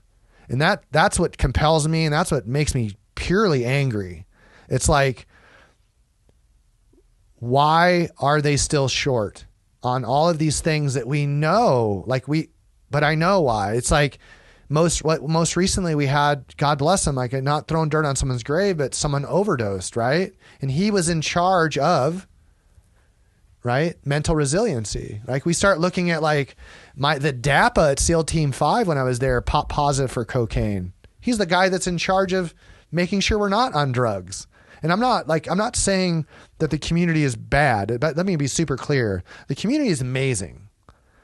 I make these statements because it should be better at some of these avenues that I had contention with, because I'm the only Navy SEAL in the history of NSW that was an exercise physiologist placed as a physiologist at the command on active duty status.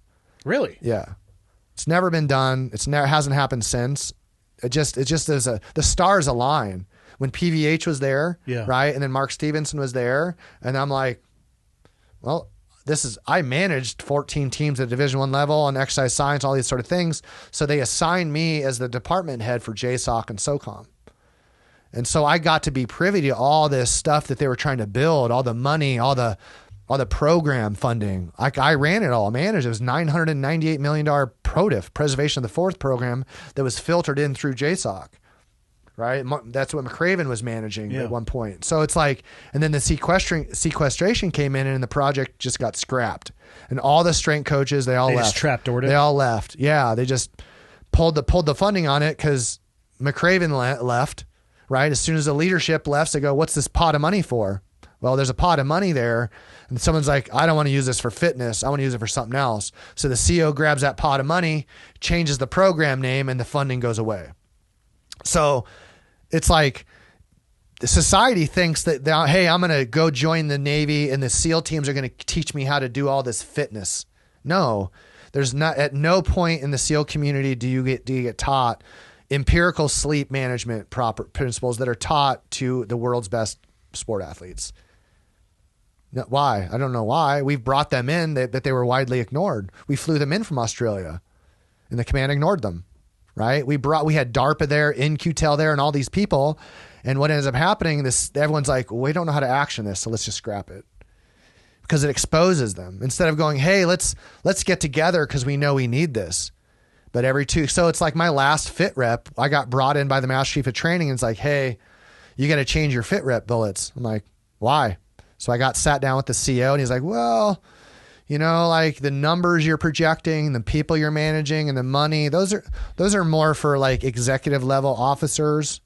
Like, so the commanding officer for selection at the time just basically literally took my bullets, wrote him as his own, and he made me rewrite my own.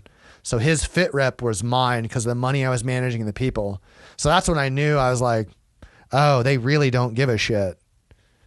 When you literally just taking credit for something and then doing nothing about it. And then he became the CEO at Buds right after that. Yeah, I mean, there's a huge difference between making decisions and not knowing the information, and then knowing something, understanding, and willingly going in a different direction. Yeah. And huge difference. One can be, I don't want to say forgiven, because you should, especially in a leadership position, always be trying to attain more knowledge and discover your weaknesses and shortcomings. But if you don't, if you had never been exposed to that and you had no idea, that's one thing. Bringing in experts, building these programs, and just kind of like pushing it off to the side, that's a totally different beast. Yeah. And I kind of get it why it's like, the program has a name to it, and that name has a person associated to it. It's like, but I also look at it and go, so it's like there's no value in that. And so what was one of my first jobs when I got out? Well, the Department of the Army under General Abrams, a 4-star from the Abrams tank, the grandson for Abrams. Yeah. He's the one that the Army was like, this is my baby. We're going to do the human performance thing. It was called, God, they scrapped it because it was gender biased. Was it like the Warrior Fitness Program? It's called, oh God, it was had the trap bar deadlift. It was a really good little system that's what I was paid by the Army to go do for the NSCA, was to go and teach the teacher, train the trainer for that. And I went to all the Army bases to host it and spent days and days and weeks there training. And as soon as he left, they just scrapped it. And you're like, yeah. Whoa. Okay. So we see a value. Obviously, there's a value being recognized, and I don't know how someone could just throw the baby out with the bathwater.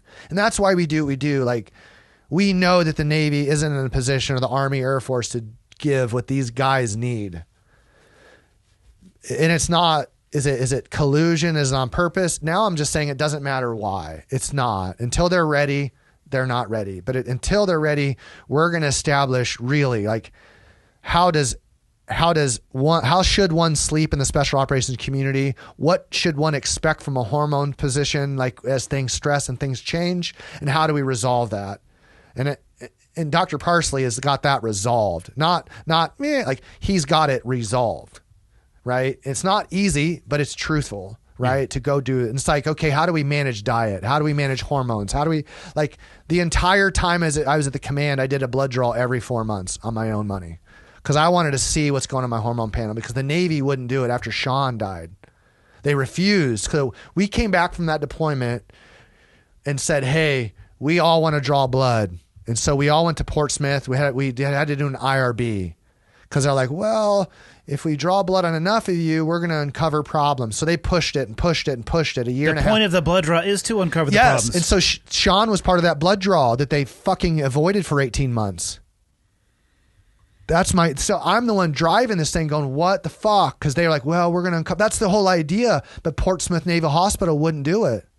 And so it all went under the table, and a bunch of us doing our own. Like, so I was going to Florida and going to places to get my blood work, because you can't do it in the Navy, until finally we got a good senior medical officer, and Dr. Hickey, man, he is awesome. And then really it was Dr. Parsley ahead of time back, like trying to give advice and trying to hear what he was saying. But like, it's so frustrating because people like those guys really, really give a damn. And I saw them inside giving a damn, and I saw how they were treated. And then I see them come out and go, you're kicking ass. It's like, okay, if they're not going to take care of it, I see the example of what Dr. Parts, he's going to keep doing his thing, keep kicking ass. So that's my example. It's like, I'm frustrated because we have all these available assets. No one should have any sleep problems anymore. No one should have any hormone issues. Like I'm the living proof. So many of us are, it's like here's the question, and I'm going to ask you. Knowing we already started that process, but do you think that you could go back in your little time machine with you right now, put the 23-year-old to sleep in hibernation and go do the job? I could do it without it. I could do it better, the physical actions of the job, but I think I would have even more issues with leadership. Oh God, yes. Especially with the life experience under your belt and the knowledge now, a better knowledge of the overall greater machine. Yeah. Yeah. It would be easier physically because I know where the shortcuts are. Yep. It would be galactically harder mentally and emotionally. Yep. Yep. Yeah. Because I would get in so much trouble. Oh boy. I'd be like, no, we're not doing that. Well, that was me inside hey, already. By the way, senior, whoever you are, you're a fucking idiot. Yep. We're not doing that. We're not doing that. Yeah. And that's, I think I will say this, that I was so lucky and blessed that pretty much up until like my last, we'll say rotation, my upper leadership didn't get along super great with them. But I have had the best team leaders and I've had the best troop chiefs. Like, so my time is not a direct reflection of the people that I directly served under. Cause I got to work with heroes, man. Like I did. How'd you find your way to the command? What was your path? I mean, I know obviously you ended up at selection, but how much time did you went to Team 5 after? Yeah, mine was really interesting. So like I got pulled out of SQT early just because like the whole reorg of like the surge, the first surge for doing personal protection for prime ministers and stuff. Yep. So I got shortened up real early at SEAL Team 5. I did Shaws and Mount, and then I deployed first time. So I was a prime minister and the president's limo driver in Iraq. So Dr. Joffrey and some of that, that's what I was my first half. So that was and I spent 4 months in the Philippines doing surveillance and whatnot. And then the next deployment I did was Ramadi. We replaced Jocko's guys. So that got shortened. So when I got back from that first deployment, the op tempo got shortened again, and SEAL Team 3, everything got blobbed together. SEAL Team 3 took the command, and I got out the door in a year again. That's a compressed workout. And so 16 days after I got back from my second deployment, I was in Green Team. 9 days after Holy Green Team, I was in shit. Colombia doing a hostage rescue. What? 14 days after Colombia, I was on my first deployment, and every 3 months after that, I just kept going. And then it turned to 4 months and I just never stopped. I was, for the 8 years I was there, minus the last year, I averaged, my 11 years in the Navy, I averaged 308 days gone a year. But that, you got to look at Buzz and SQT didn't go much. In my last 14 months, I didn't go anywhere. Yeah. So It's my everything middle between. 9.5 years, I was gone 6 of those years, 6.5 years. So I never stopped. So right from SEAL Team 5, 2 deployments, then I got to Red, deployed right immediately and then they changed that deployment cycle to 4 months. Yeah, George cycle. Yep, I was on deployment. They extended us to 152, and then That's nice of them. I know, right? It's better to catch that cycle when you're on like standby. Like, oh, sweet. Yeah. No, we didn't. But we kind of screwed. It was gold anyway in the front end because we were in Colombia. So we kind of screwed you guys a little bit, but That's the way of things. it is. It was not our fault. We were just along for the ride like everyone else. Yeah. So that's kind of it was turning and burning, man. Like 11 years of go. So As just I tell straight people, gas pedal. I took 25 years and crammed it in 11. Did your parents notice a shift in you at all during Yeah. that time period? And Yeah. did they talk to you about it then, or something they talk to you about now? No. Yeah. That's one of my things. Like my dad and I hugged my dad for the first time in my recollection at 23. Really? Like my dad was super loving. He just didn't know, like, grew up in that real rough sort of German, like no emotion life, like as a child. So when my son was born and then my dad retired, like he was like so chill. And I still wasn't though. And when he died, I was like at my worst kind of emotional state. Yeah. And I didn't get an opportunity to have these conversations with my father, and he was really cerebral, real smart guy. Just my mom has, but to your answer, like my mom to this day is like, my mom will say like, from the time I got out, my parents would visit pretty regularly, whatnot, even the time the teams they did. And my dad would always say to my mom, apparently, yeah, that's not my son. It's not my Jeff. He's lost. And then when I got out, he's like, oh, it's starting to be there. And then when my son was born, at little glimpses. And then like the last year and a half of his life, he would say like, yeah, Jeff will be fine. He's not there yet. That's what he would tell my mother. But my dad wasn't. I was too cool to talk to my dad. I was too cool to be vulnerable to my dad. And that still sits with me hard sometimes. Like it's all part of it, you know, like my father's in a good place. I know that. I don't want to do that to my son. And so that's one of the big lessons for my son is like, I really have to learn how to be affectionate. And that's something with my wife even. Like, I love that woman more than I could ever begin to describe, and my son. But I have not practiced that physical behavior too much up to this point in my life, up until recently, where it's like, I'm so fortunate that I can give my son a hug. Like there's a long time I accepted my death. Like I really I'm sure you to a point as well. Like I was certain that I was going to die a few times. I think you have to, I don't know if be at peace with it is the right description, but you have to have those conversations with yourself for sure. Yeah. Especially in a post 9/11 world where it went from conceptual to practical real fast. Yeah. Yeah. I don't know if I was accepting of my death. I was accepting of the reality that it was possible for sure. Yeah. And a much more like in front of your face, especially when people started dying around you. You know, I mean, there's really no way to avoid that. I'd be curious. My mom passed before I was really able to have conversations about, you know, the person I was while I was in the middle of the gas pedal phase. Do you think you have to turn off your humanity to a degree to do what we used to do? I think you have to redefine it. And that's what I'm saying is like, what is it that you and I bring to the community? It's that. Like, I don't mean that like it's not a metaphor. It's like,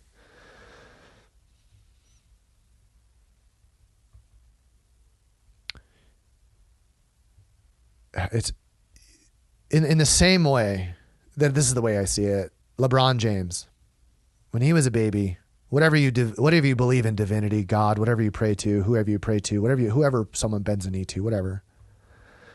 There's a recognition that I have that there's a real gift associated with that social talent, we'll say.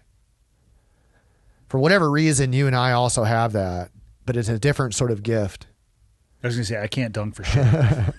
Right, me either. No, not anymore. Yeah, believe it or not, for a white guy, I could jump, but oddly. I think that's what we're trying, like whether it's a podcast or me coaching or like that's what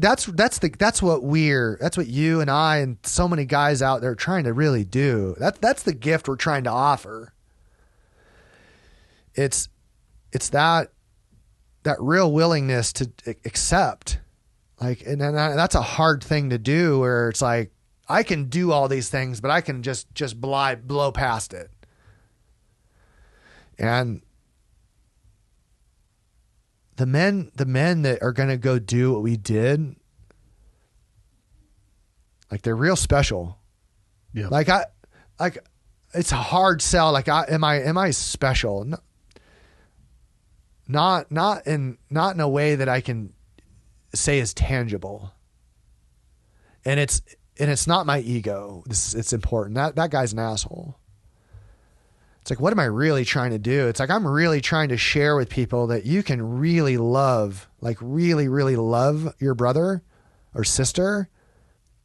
And your expression of that is your willingness to be violent. Like how, and it's not to perpetuate violence. It's who and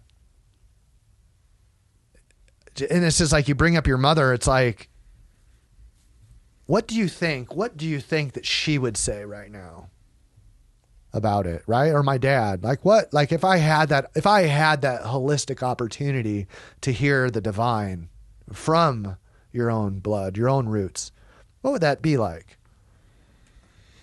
That's what you're trying to offer people. Yeah. I think all I could hope for is that she'd be proud of the person that I'm trying to be. Right. Right. And like what's more beautiful than like if we strip that onion away a little bit, right? What is it that we're actually doing? Is it our works? Is it our deeds? Is it our thoughts? Like where is it that we can say, this is where I'm valuable on this planet? And then the question is like, well, who are you trying to show value to? And that's the big question is, What I didn't realize I was trying to do at a young age was show value in myself, that I could recognize and go, oh yeah, I'm doing it. Because in the sport world, I can keep dipping my toe in practice, but you can't dip your toe into the SEAL community. You're either in or you're out. It's very right? true. And so how do you approach a job in which it doesn't allow for any testing or any I'm going to see if I like this. It's the same with marriage. It's the same with your mother's relationship with you. It's the same with your father's. It's the same with your kids. It's like what my wife would say when I was acting a real fool and I was losing myself and my family early on in my marriage, like when we were dating. I was real angry one day and I put my hand on my son's shoulder and real violent, like I cursed him in front of other people. And that put an end to the fun. So we go home and I'm angry like that. Don't ever let your kids do something that make you angry type situation. And I did. And it was me. He didn't do anything wrong. I just was being a shithead. I was angry for whatever. So I get home and my wife is like, because she experienced extremely violent upbringing and had to dealt with it until she could leave. Yeah. Well, she's like, your son's got 2.5 years, 3 years. Like, why would he ever come and spend any time around you if that's what that's his foundation? You're angry all the time. Like, he doesn't need to do that. Like, she's like, understand that love is unconditional, but friendships or relationships are not, to include your family. And that was like coming from where I came from, where all I did was want to respect and appreciate my parents, because I knew that if I did what they said, they'd give me all the levity. And I played on that. I could have really taken advantage of it. I didn't. My son's not that, and I can't expect him to be that. I want him to be him, not a clone of me. Yeah. And that's what we end up doing a lot of times, like the classes that we put on. It's like I joke with people. I'm like, yeah, you guys all come thinking you're going to learn from me. And they do. But the emotional side that we sort out with my wife and what she does in practice with these men is like, to your point, man, like the life that I had, like I came from this little utopian white privileged family, we'll say, from the dirt road in Iowa in its way. But the vast majority of the guys that come in our community don't have that real unconditional love that I grew up in. So I was my own sort of drill instructor as a child. I was my hardest critic. And so when a BUD/S instructor yelled at me, he put weights on me, I'm like, okay, cool. Because I used to run the stadiums at Troy with a 100-pound plate over my head with the Spalding strength shoes on. And then I'd carry a telephone pole. DeMarcus Ware and I, who just got inducted to the Hall of Fame, on Sundays would be doing that. And the strength coach would come over and be like, you can't hurt him. He just won the outlet. And like, be careful. It's like, I got it, man. Like, I'm not going to. So like, I was totally crazy in that regard. But so many people that come to our door have that crazy.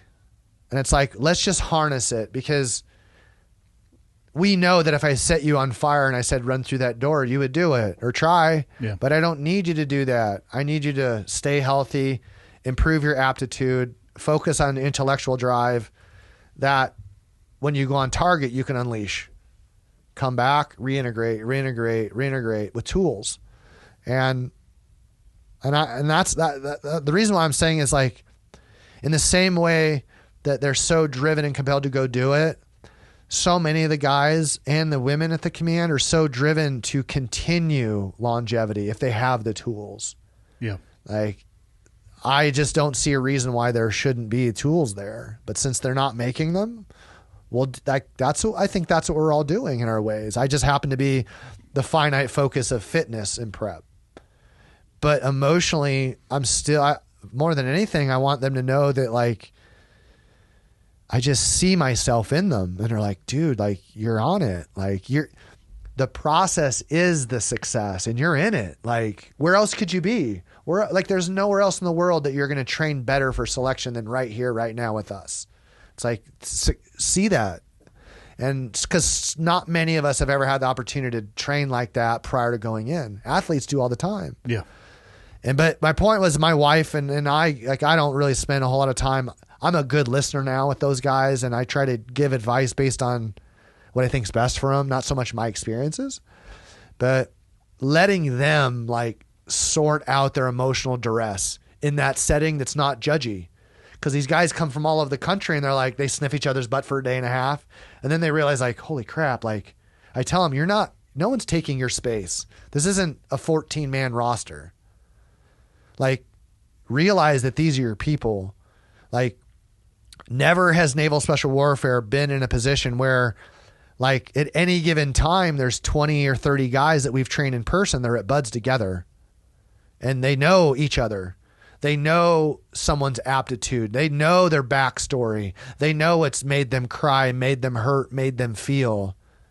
We don't usually find that out until we get into the community. And that's what we link to our brotherhood, like that realization that, hey, I relate. I see myself in you too. I've suffered. That's years down the road though. Right. So we are seeing this change within the community a little bit going, oh, that emotional, like, support system is being built based on not it's community driven based on Navy, it's human driven. And that's the driver. It's like you guys are all magnificent humans, not SEALs first. Yeah. It's a job title, man. Yeah. Yeah. As much as I do love and appreciate that, I do. It's just, I think the job title will take on even a more beautiful sort of manifestation as I see emotional evolution happening. Like physically we're getting stronger, faster, but really like having people hear what we have to say about our own stuff in a way through those practices and processes. That's the psychology of it. We didn't have necessarily a bunch of, like you said, the 80s and 90s wasn't a lot of opportunity for our peers groups that put us through, I guess our senior peer groups that taught us, right? I remember getting the third phase and we had two buds instructors that had just gotten back from SEAL Team 10. Mike Sowers is one of them, owns Forge. It's like we were starting to get those stories of like combat is real. It's really happening. From a first person perspective, Yeah. not a third. Yeah. Yeah, yeah. And that's what our community is immersed in. All the guys that stayed in for the most part, they've got a lot of those experiences. So I know the guys that are getting through buds and going through SQT, then going through TRADET, they're getting a lot better than what we got at the Whiteside teams. What you and I got at the command, I still probably think is still amazing. Like you can't unlearn that shit. No. At all. Why'd you decide to get out? 11 years is just 1 year past the no-go. I know, for most right? people. That's exact. So if you go past 10, you have to do 20. It's like, the fuck is wrong with you? No, you don't. Yeah. It's a really kind of for me, emotionally, I knew I was a mess.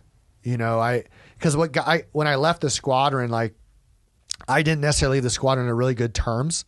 I was a handful and hard to deal with.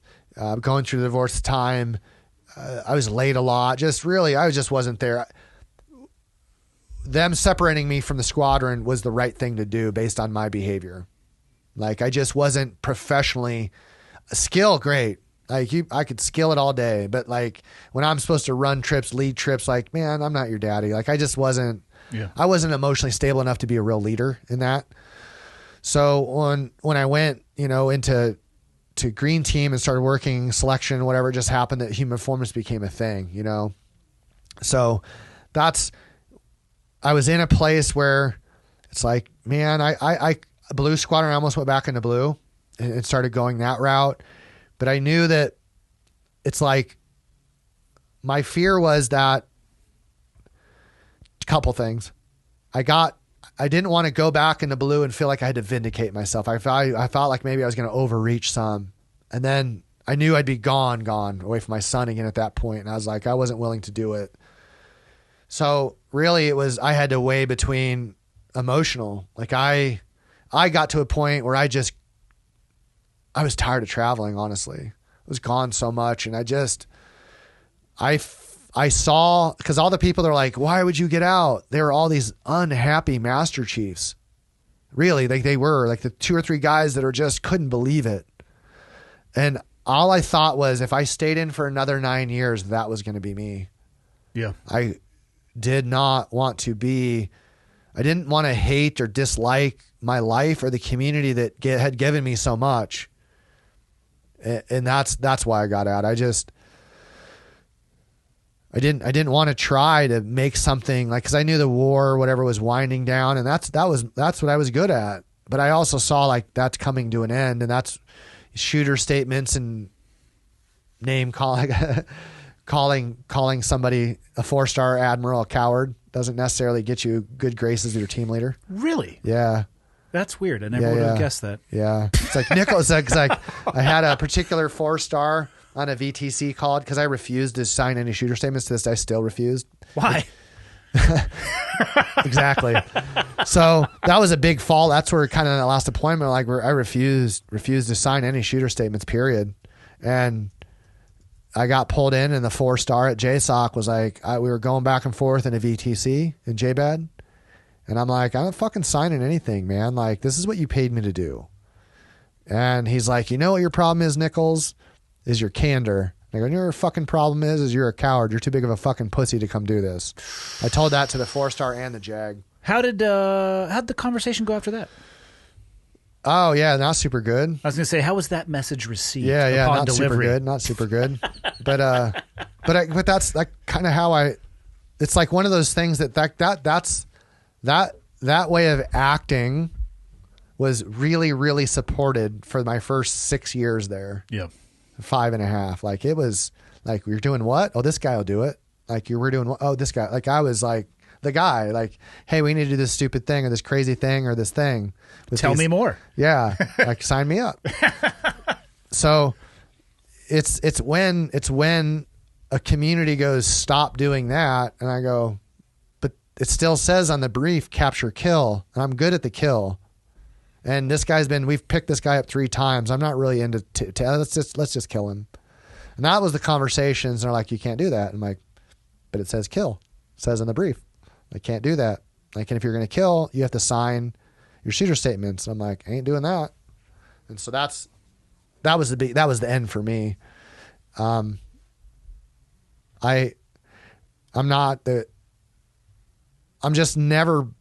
I never will be. It's not the way I am, as like the position I refuse to bend from. I've always been a confrontational person. Not in a, I want to fight, but like, man, this isn't right. Like, stop. Like, I'm not okay with this. So now I've done plenty of not okay stuff, but I'm just saying, like, when things come to a stop and like, hey, this is how we've been doing for 6 years. Why this works really good. Why would we stop? Yeah. Yeah. So I wouldn't change anything though. Honestly, like I really wouldn't change anything. What I'm realizing now is how great of an opportunity in life that I got to lead. That's what I see now. And for that, like, words cannot express my gratitude to the men that shaped me there. Like, I had some amazing team leaders and troop chiefs, and same. It's amazing the impact they have on your life. Yeah. Still to this day, probably the best example I have of leadership came from an E7. First team leader, fucking stud. Yeah. And yeah, you'll know him immediately. I'll tell you off air. Yeah. But I went through fucking Green Team in 2002, so over 20 years ago, and Mark still left its imprint on me. Gotcha. Yeah. It's I haven't really spoken to anyone from the command since I left. Necessarily, I've ran into a couple guys in airports and things. Funny enough, just team leaders. Really, it was. Yeah. But I had to remove myself from it. I think it's healthy, man. Yeah. Do you ever have any issue taking life? Or No. with the after? No. I don't mean the physical act. People are always like, hey, man, you're a SEAL. Can you kill somebody with your pinky? I'm like, it's more like this one, It's more but this one, I yeah. guess you could. It's gonna be really. That's super awkward. Yeah, but hold it's on, not like, I'll get back to you. Hold on. Not good for recall and management of the pinky. I don't mean the physical act of it. I mean any of the, for me at least, it's not as if, I think a misconception is that there's a lot of time associated with those decisions. Like time to just like, wax your fucking mustache and get to know somebody and let this shit play out. It's kind of just like, oh, fuck, like. That's exactly how I expected. I pulled the trigger exactly. I've been trained. Yeah. I didn't have any problems with that. My only problem was showing restraint. And I don't mean that to like, it's not a cowboy statement. Things changed over the years, right? You experienced it. Yep. And it's like, what were the ROEs beginning to the end? It's like, and why did they change? They didn't change because we were doing better or worse. There was just a political change. So that was my problem, was I experienced it probably like you, where there were some fundamental, like when you look at, like, say, the big picture battlefield, you're just like, oh, we're having an impact. And then sometimes you're like, we're not impacting at all. Yeah. That's what I mean. When we weren't impacting, I was like, this is a simple solution. Let's impact. But politics say otherwise, you know? But I think it's probably always been like that. And I think that I would never have had nightmares or anything like that. I haven't had the things that have kept me up at night are the way I treated the people I love, with my sexual behavior, and the people in the I did not meet my personal capability at times, obviously because of my opioid addictions in the community. Those are the two things that got me, not the killing. Should killing bother us? Because I land in the same place as well. I don't. Again, like the description I gave, there's no like watching somebody and getting to know their kids' names. It's just it was very. Like I was in a sniper Overwatch. I've got a few sniper kills. Yeah, little bit different, but not. I actually found it to be slightly different too. So in 2010, I actually did my last deployment with Team 3, and I spent a lot more time on a 300 Win Mag. Yeah. It was different watching for a longer period of time, and more than anything, the longer I watched, the more doubt I would have, actually. Yeah. Because I wanted to make the right decision. Yeah. It was very different than a binary, oh, hello, man around the corner with a fucking AK. Yeah. That was pretty obvious. Like, that's what the CQB stuff for us. There was no thought involved in that whatsoever. Yeah. That was a binary threat react as I have done for over a decade. It was interesting, though, watching people for a longer period of time. I would give them substantially more rope. Yeah. Same.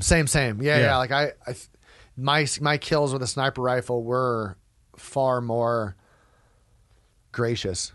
Yeah. Far more. Saying like the Pashto phrase, show me your hands, Lasuna Potaka. Yeah. If you didn't show me your hands in that timeline, I squeezed the trigger. Yeah. That's it. Like that was my rule. It's like, if you don't, because everyone speaks gun. If you don't show me that you immediate speak gun, compliance. Yeah, then you die. We also look like spacemen. Yeah. Which I don't know about anybody else, but if a fucking UFO lands out there, Jeff, I'm gonna outsprint you. Yep. I don't fucking sprint towards the spacecraft. No. Like, and that's like you say weird. Like, we joke about that scenario, but it's such a common experience. It's 100% real too. Yeah. Like that is not normal human behavior. No, and you're literally telling jokes leading up to it or during it or after the fact. Yeah. Right? Like and that's the thing too, is like, we don't even try to get a rise out of people. You totally can, but in conversation, people just aren't used to exposure to it. I just leave it out. And again, that's why I think you're probably the first guest that I've asked that question to, because one, I don't always talk to military people, but two, we have a very shared background in a lot of ways. And there are questions I ask myself, like, should I be bothered by it? Is there something wrong with me that I am not bothered by it? And then I've landed on, what can I take from it that makes me a better person? I actually think, I have said this before, I actually think that it gave me a better understanding of love. That's where I was just going to go. Like, and that shit doesn't make any sense to probably almost everybody listening to this. Yeah. I think it gave me a greater depth of humanity. Yeah. And I can't do the math or write an equation on that, but that's where I land looking at it almost 20 years in the rearview mirror. Until a person can, Jordan Peterson says this in part, right? But you acted it out, is, you have to admit, or you should admit, that you are capable of those things, of great violence, great terror, great dread, you are capable of perpetuating that.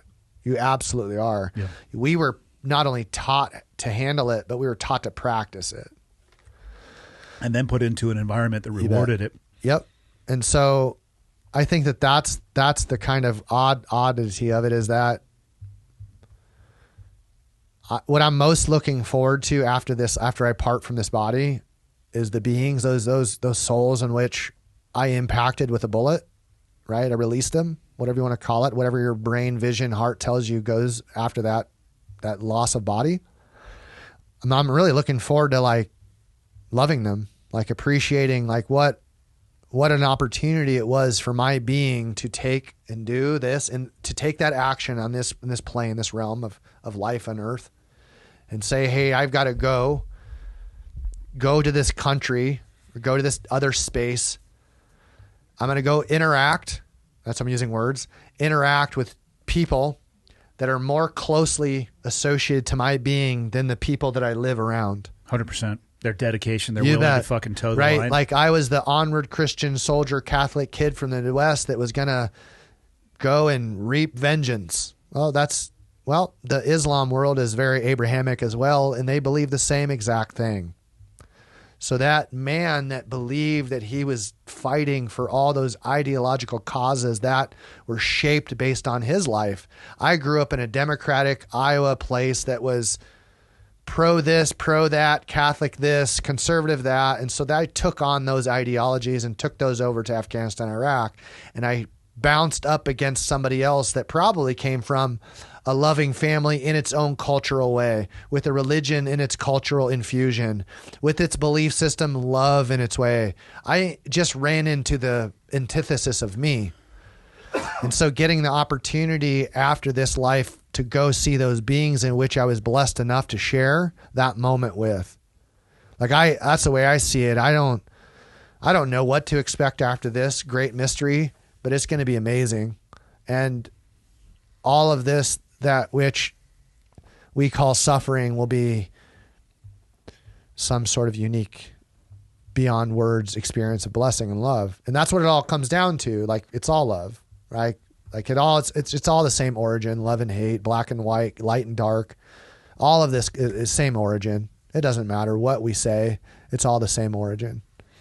Yeah, it's wild to say, but I have actually probably more respect for some of the people whose lives that I took than I do some of these mouth-breathing fucks that I encounter in society. Yeah, right. I do.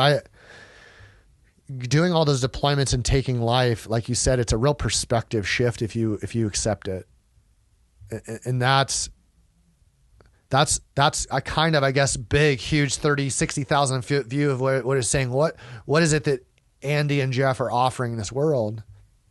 It's an honest assessment of. It's like if we had a court, the person in the courtroom that keeps all the dialogue, right? Whose name I cannot think of for the life of me right now. I was like stenographer. Michael, what is it? Court reporter. They would just say court reporter, right? Like, Nailed imagine it. if you That's not had the right word though either. Imagine if you had your own personal sort of court reporter that just kept your life log, right? And that's it. At the end of then you got to summarize that life log.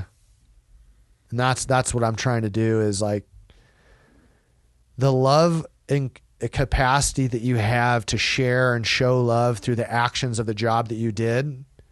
That being is being born on a daily basis. And they're doing the job that we left. There's people preparing to do that. There's people that, like, that's grace. Like, in a world where you and I go fucking mouth breathing fucks, and then we go so-and-so is this, and you're like, and then all of a sudden we can shift to deep love and compassion for the men and women that are going to go serve our country in a place where we're going like, are you sure you want to do this? Do you guys see the state of this world? Are you sure you want to? Or they're going like, fucking, of course they see it, man. Go let them go kick ass. Yeah. Like, that's what they're here for. And it's our job to go, yeah, go kick some ass, because when you need to reintegrate, we're here for you. There is love for you. There's compassion. Wide open arms from our veteran population of going, hey, why is this country so truly safe in its spirit? It's because the people willing to say no, not yes. And you and I were going to say, fuck no. And there's a lot of people behind us saying the same thing. And that's what I'm here for. I'm here to be a place where people that go F no go, man, I need a place to kind of reset my mind, like, or my body or my soul or my spirit or my eating habits. That's what this is. Like, that is what we as a large population of veterans do for this country. It's such an emotional sort of heartbeat of truth and a willingness to sacrifice for the people that are going to continue to follow in your footsteps. And it's like what makes the SEAL teams great. And you could say analog wise, it's because we all come to the same gate. But that it's not Buds isn't the gate. Yeah, not at all. It kind of is, but it ain't. You know that. It's like the super wide end of a filter that you bet narrows next down towards the bottom. Yeah. How'd you find your way to the psychedelic treatments?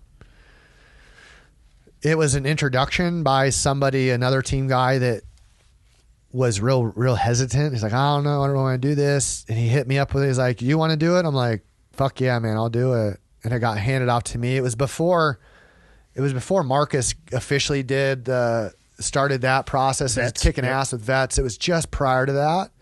Same doctor, same everything, and I had already done 3 or 4 mushroom treatments before that, which were profoundly helpful in their way. And then the 5-MeO DMT ibogaine treatment down in Mexico I did in its way. It was super good, but I was still trapped in I've done the only psychedelic that I haven't done LSD, and I don't really have an interest in doing it. And I haven't done ayahuasca either, but everything else I've done more than once, probably more than 5 times. Yeah. You still find it to be beneficial, even on the repetitive use? I would say it's been... So it's 20. I haven't done anything in 2023. I've done. Well, you're only 2 months in, I know, so right? don't be too hard on yourself. I'm trying to think. Last year I think I did 2. I did 2. But now I've done a fair number of MDMA treatments, and that is that ecstasy? It is. Yeah. Okay. Yeah. So we've gotten our doctors are through MAPS, which is amazing. The Multidisciplinary Association for Psychedelic Studies. Okay. They're the OGs. They're the governing body. So our doctors are all doctors attached to that in some sort of research arm. So we know we're getting it. We're getting it through a clinical setting through our doctors. And then, so when we go to our doctors, my wife and I in Austin, that's where our doctors are at. We go through, and that's running to Kirk and all those guys there. Yep. And it's like, we go once a year, twice a year. That's where blood work and stuff and whatnot. But so I've done quite a few in a short period of time, and the mistake was I wasn't doing the work after as much as I needed. And then when I really got into meditation, that's when I was like, oh, like that state of real awareness and love and compassion, I can plug right into it on a daily basis. And I do. Like, it's outside of eating, sleeping, and breathing and loving my wife and son, it's the one thing that I root my being in completely is that state of be still and know. Like it's the hardest thing for me to do is be a human being and not being a human doer. And that's where my wife is so brilliant. Like she's, where the beautiful human beings that brought meditation to the U.S., Jack Kornfield, the late Ram Dass, Alan Watts, a few of those people, like those are the instructors, Sharon Salisbury, those are the instructors of my wife. She just finished her master's in meditation and whatnot, essentially. But before that, she's been doing it for years. It saved her life. And this incredibly volatile person, me, who I could have never sat and meditated. I couldn't sit for 2 minutes. Now it's learning that stillness for me is really powerful. Like it's frightening, but man, like taking that psychedelics, how do I walk down that hallway instead of like the psychedelics, just a big doorway. Yeah. It doesn't solve anything. I think that's the mistake people make. Yes, it's a huge mistake. And I say that with zero experience with it whatsoever, which is why I'm fascinated by your experience with it. Massive problem. Like that's from my personal experience. And that's what I see people, they do the journey and they think they're there. Like, oh, I'm aware, I'm all these things. And you're like, no, you're way more aware. You totally are. But I just kept getting stuck in my ideologies. Now I'm trying to live with my life experiences, knowing that what's most special about me is that I'm sharing the same air with you and sharing the same air with the people in Afghanistan and Iraq and all these places that I did harm. Like, I'm sharing the air with God's creatures, like, in every way. Like, it's changed me so many ways that I could say this truthfully. I can perpetuate a lot of evil still. I'm still capable. But one of the things this being is not capable of doing, and that's being unfaithful to my wife. That's really changed in me. Like, I was a real awful sexual creature for a long time and abused that so long. And it's so comforting to know that, like, how truly deeply satisfied and in love I am with another being, that I can't believe I got a second chance. Yeah. And part of that is psychedelics allowed me to love myself, started to love myself a little bit more. And then the practice of meditation will forever allow, like, I couldn't get to that point probably of killing myself again. It would take a real awful something, me hurting my son or my wife or something, probably, where I could potentially get there. I admit that. Was that a conscious decision you made that day that you attempted to kill yourself? Kinda. Like, hey, yeah, like it was a conscious decision while not being in a sober state. Okay. And I couldn't live with that level of perceived failure. Like, I didn't leave baseball on my terms. I didn't leave the squadron on my terms. But I left both of those on the right terms. My divorce, not my terms, but the right terms. My infidelity to so many girlfriends. It was the right thing for me. Like, watching, like, I take that back. This morning, Derek, who we met, right, and Matt Vincent, guys, like, I don't have a single friend from that life except for a few people that I'm like, why the hell did you stick around, man? Like, I love you. I don't deserve this. Like, how did I not lose I lost all of my friends based on my behavior. Rightly so. Like, people had to create separation from me because I wasn't a good person. I wasn't behaving right. And when someone has their own shit, I don't belong in that space. They don't need to deal with me. They don't deserve to. Like, if I'm not right, I'm not good by them. So that's been the big takeaway too, is like, I have good friends now and I appreciate it and I respect that. Like, I don't take that for granted at all. Like I used to. Like, my friends are here. They're my automatic. That's my team. It's my team leader. I never really took time to get to know anyone. And that was the hard part, is realizing, like, I have all these skills and this identity and this former SEAL Team X and big, strong guy with all this perception of what? It was all bullshit. It was all character. I was a caricature. I was purely a fake human being acting out a life that I didn't live. Like, might as well have been like in a movie. What's the biggest regret you have in your life? Man, I used to say I don't have any. That's the easiest answer. Yeah. Like, I don't have any now. Generally the most untruthful one. Yeah, like I would say like now, but okay, so my biggest regrets. I think it definitely falls in the category of regret. But I wouldn't have learned what I know now. Part of me really wishes that I could have gone through that lifestyle with this amount of awareness. But would you have been able to? Right. That's the chicken or the egg. That's right? what I'm saying. Yeah. Even so, the regret, and I feel the same way about regrets. I'm the person I am today based off either something that happened to me or something that I did. And if I could erase it, what I want to, knowing the impact it's had on my life. Right. Because I've said things like, man, I wish I could have done X podcast over this because I was just an angry asshole. Yeah. And it's like, but that's the point.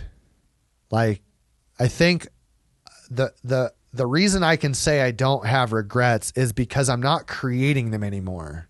The regrets I had, I've resolved to a point of truth. Now I'm not living a lifestyle where I got to go home each night and go, okay, what lies did I say? What bullshit do I have to, what facade, what character do I have to play? Like, okay, I told this person this lie, my girlfriend this, and I'm doing this. And that's what I mean. I'll make mistakes throughout my life, but I'm not going to create any more regret. Yeah. Yeah. Mine are based around, I wish I had treated people more kindly earlier in my life. Yeah. In an amazing capacity to say fucked up shit or to do fucked up stuff. And I look back at a lot of it as like way younger in my life. Like I still remember being an asshole to one specific person in high school. And I wish I could go back and change it. I regret that. But I also constantly am reminded of it, and it informs my behavior going forward. So I don't know what would happen if I deleted that. Right. Like I think that maybe that's, again, the takeaway is, that maybe that's what we're trying to share with the world is I had my point of anger, but I kept anger because I felt like that's what kept me sharp. That anger is what kept me alive. It's what I was really good at being focused, driven, and a bit angry on target. And it's a winning formula. That's a really, really good carrot that doesn't work anywhere else in the world but there. Yeah. And that is what I'm trying to get people to go. It's like, no. Be as fucking violent as you can be when it's time and know it. So that way, when you come back, you know you have the capacity of that much love.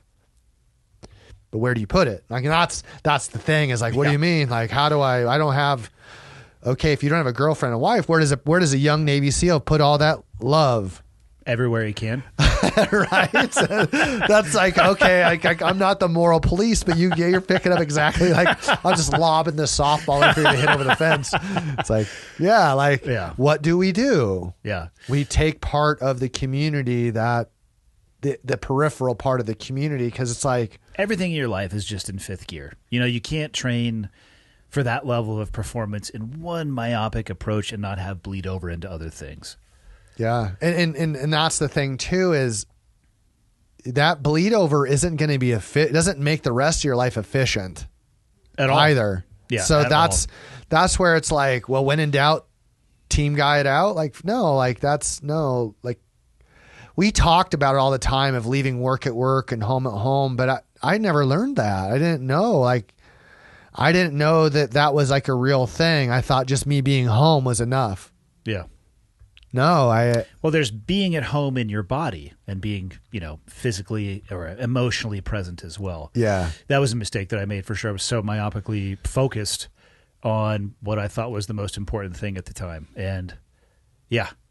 Yeah. I think maybe that falls in the regret of like, I think, again, now if I said, hey, not if I had to do it again, but if someone came to me and goes, hey, can you give me some advice how to start packaging my habits for the first couple of years in the teams? What could you say? I have so much information. Yeah. Like sit down. How much time do you have? Cancel all of your meetings for the rest of the day. You only brought one notebook. Yeah. You better go get two more. Well, think about even from a financial perspective. Oh gosh. From a mental health hygiene perspective, from every type of hygiene perspective. Right? And it's like, well, what city? Like, okay, there's different hygiene in that city. Yeah, but responsible use of alcohol versus the pressure cooker of, it's not even just the SEAL teams, the military in general is kind of alcohol centric in some ways. The SEAL teams definitely ramps that into fifth gear, but yeah, I don't think nobody's sitting me down and telling me those things would ever change my desire to do it. Right. I would just be able to do it better for longer. So it's like, hey, we tell the guys all the time, because I talk to them about hey, one of the things I do in the course that we do is like, Well, tell me about the course too. Like, what are you focusing on now? okay, so the course it's a 6-week course essentially, right? People come from all over the country. In this case, we've had some international folks come. What we're trying to accomplish in 6 weeks really is pretty robust, but it's like we can't keep people for months, obviously, you know. So what we need them to do is experience what high level of physical stress is based in, again, one thing podcast is talking about fitness is a little bit really unsexy. So I'm going to try to keep this kind of abbreviated, but what we try to do is everyone really truly needs to experience what high performance training is. What does that mean? It's like, so when you go to, let's say, Olympic Training Center, and that's your job, you know, based on the timeline you work on, hey, when's my next event or competition? Yep. There's a timeline established. Based on that, we set goals. And those goals will, you know, they're very objectively driven, have to do X push-ups or X this or Y. So what we do is we just teach them basic physiology. Like, and I say basic, it's complex-ish, but that's why we have 6 weeks, because we need to create an adaptation. So they can experience what, hey, I'm really going to stress your joints out, bones out, tendons and ligaments. But through the course is not just to stress you out. We plan to stress you out in a very organized way to get an effect a day later, 2 later. There's a very simple biological effect that happens with certain strength training. So they can experience how to recover from it. So how does this affect your sleep? So we pull blood from them too. We see all this stuff. So we have them put them through a real physiological demand for tissue remolding. Then it goes into strength, tension, creation, and then power and speed, resiliency. And so they experience they see and feel real durability in a 6-week course. And in that course, we teach how to sleep, how to eat, how each person should approach meditation, what foods and things they should avoid based on their blood work or what they're predisposed to. Like, we run through all of that stuff. So like, if you're predisposed to a high level of inflammation when you eat too much milk or bread, we find that out with us. So when you go to buds, we keep them away from the bread. We make sure they're eating rices and things. So we make sure that we try to stress them out as much as we can safely. So if they have a previous injury, it'll flare up and we're like, whoa, how do I deal with it? Well, now's the time to deal with it, not when you show up there. No, you're done if that. So people that, like, we have a bunch of college swimmers that come through that have shin splints, because of course they do, right? We have world-class rowers. We got all these people that come from all these different sports thinking that their injuries are unique. Like, no, you guys are all converging at one place that has swimming, push-up, pull-ups, rucksacks, O courses. It's all the same. All the fun stuff. All the fun stuff. And so you guys have all these overuse injuries coming from these uncommon sports. And it's real easy for us to deal with and see, but they all think their world is coming to an end because, like, oh my God, shin splints, I can't get rid of them. Well, you've never been around us. But no one has shin splints that we deal with, because we teach them how to deal with it, and we teach their body how to get rid of it. Because we put a man on the moon in the 60s. You mean to tell me we can't biomechanically break down a push-up, pull-up, sit-up, run, swim? Yeah, we can. Right? And we've done that. I've done that in the pool. I've done that in Olympic Training Center. I've done that in basically like a tunnel for swimming. What's the best swimming stroke? Well, the one that we designed, because I can prove it in a wind tunnel. Like, I don't need to come, like, we no longer need to come up with the best way to train for special operations. We've got it. And the pipeline's been largely unchanged for shit. That's exactly my point. 60 years? It hasn't changed since 1964. Yeah. A little bit here and there, some of the nuances. The swimming stroke may have changed this, that, and the other. But it's defined by its similarities, not its differences. Absolutely, because what we see mathematically, it's a deselection course. It's not a course of learning. Yeah. Yeah, if you think you're going to go to Buds and learn anything, you're wrong. You are incorrect. Super wrong. What you're going to learn is that you didn't get that. If you didn't get it going in, you ain't going to get it when you get there. So your courses are specifically designed for people looking for, is it broader than Buds? A selection It's all pipeline? SF. So we have the last class, we had a class of 11 guys. One of them got a Special Forces contract. The rest of the guys are kind of like in the deciding factor or not. But every class we have, it's usually probably 60% Buds potential candidates, but we always have PJs, controllers, MARSOC guys, like always. The courses are very similar. They're super similar. The tools that the instructors have at their hand Actually, Buds is unique because we have the fucking ocean. Yep. Yeah, That's yeah. an equalizer. It's a great equalizer for Yeah. sure. It's probably the only really wild deviation from a lot of the other courses. Yep. Yep. So like MARSOC does a fair amount of swimming, but they do everything in camis and such. So it creates a little bit more diversity in that sort of approach. But at the end of the day,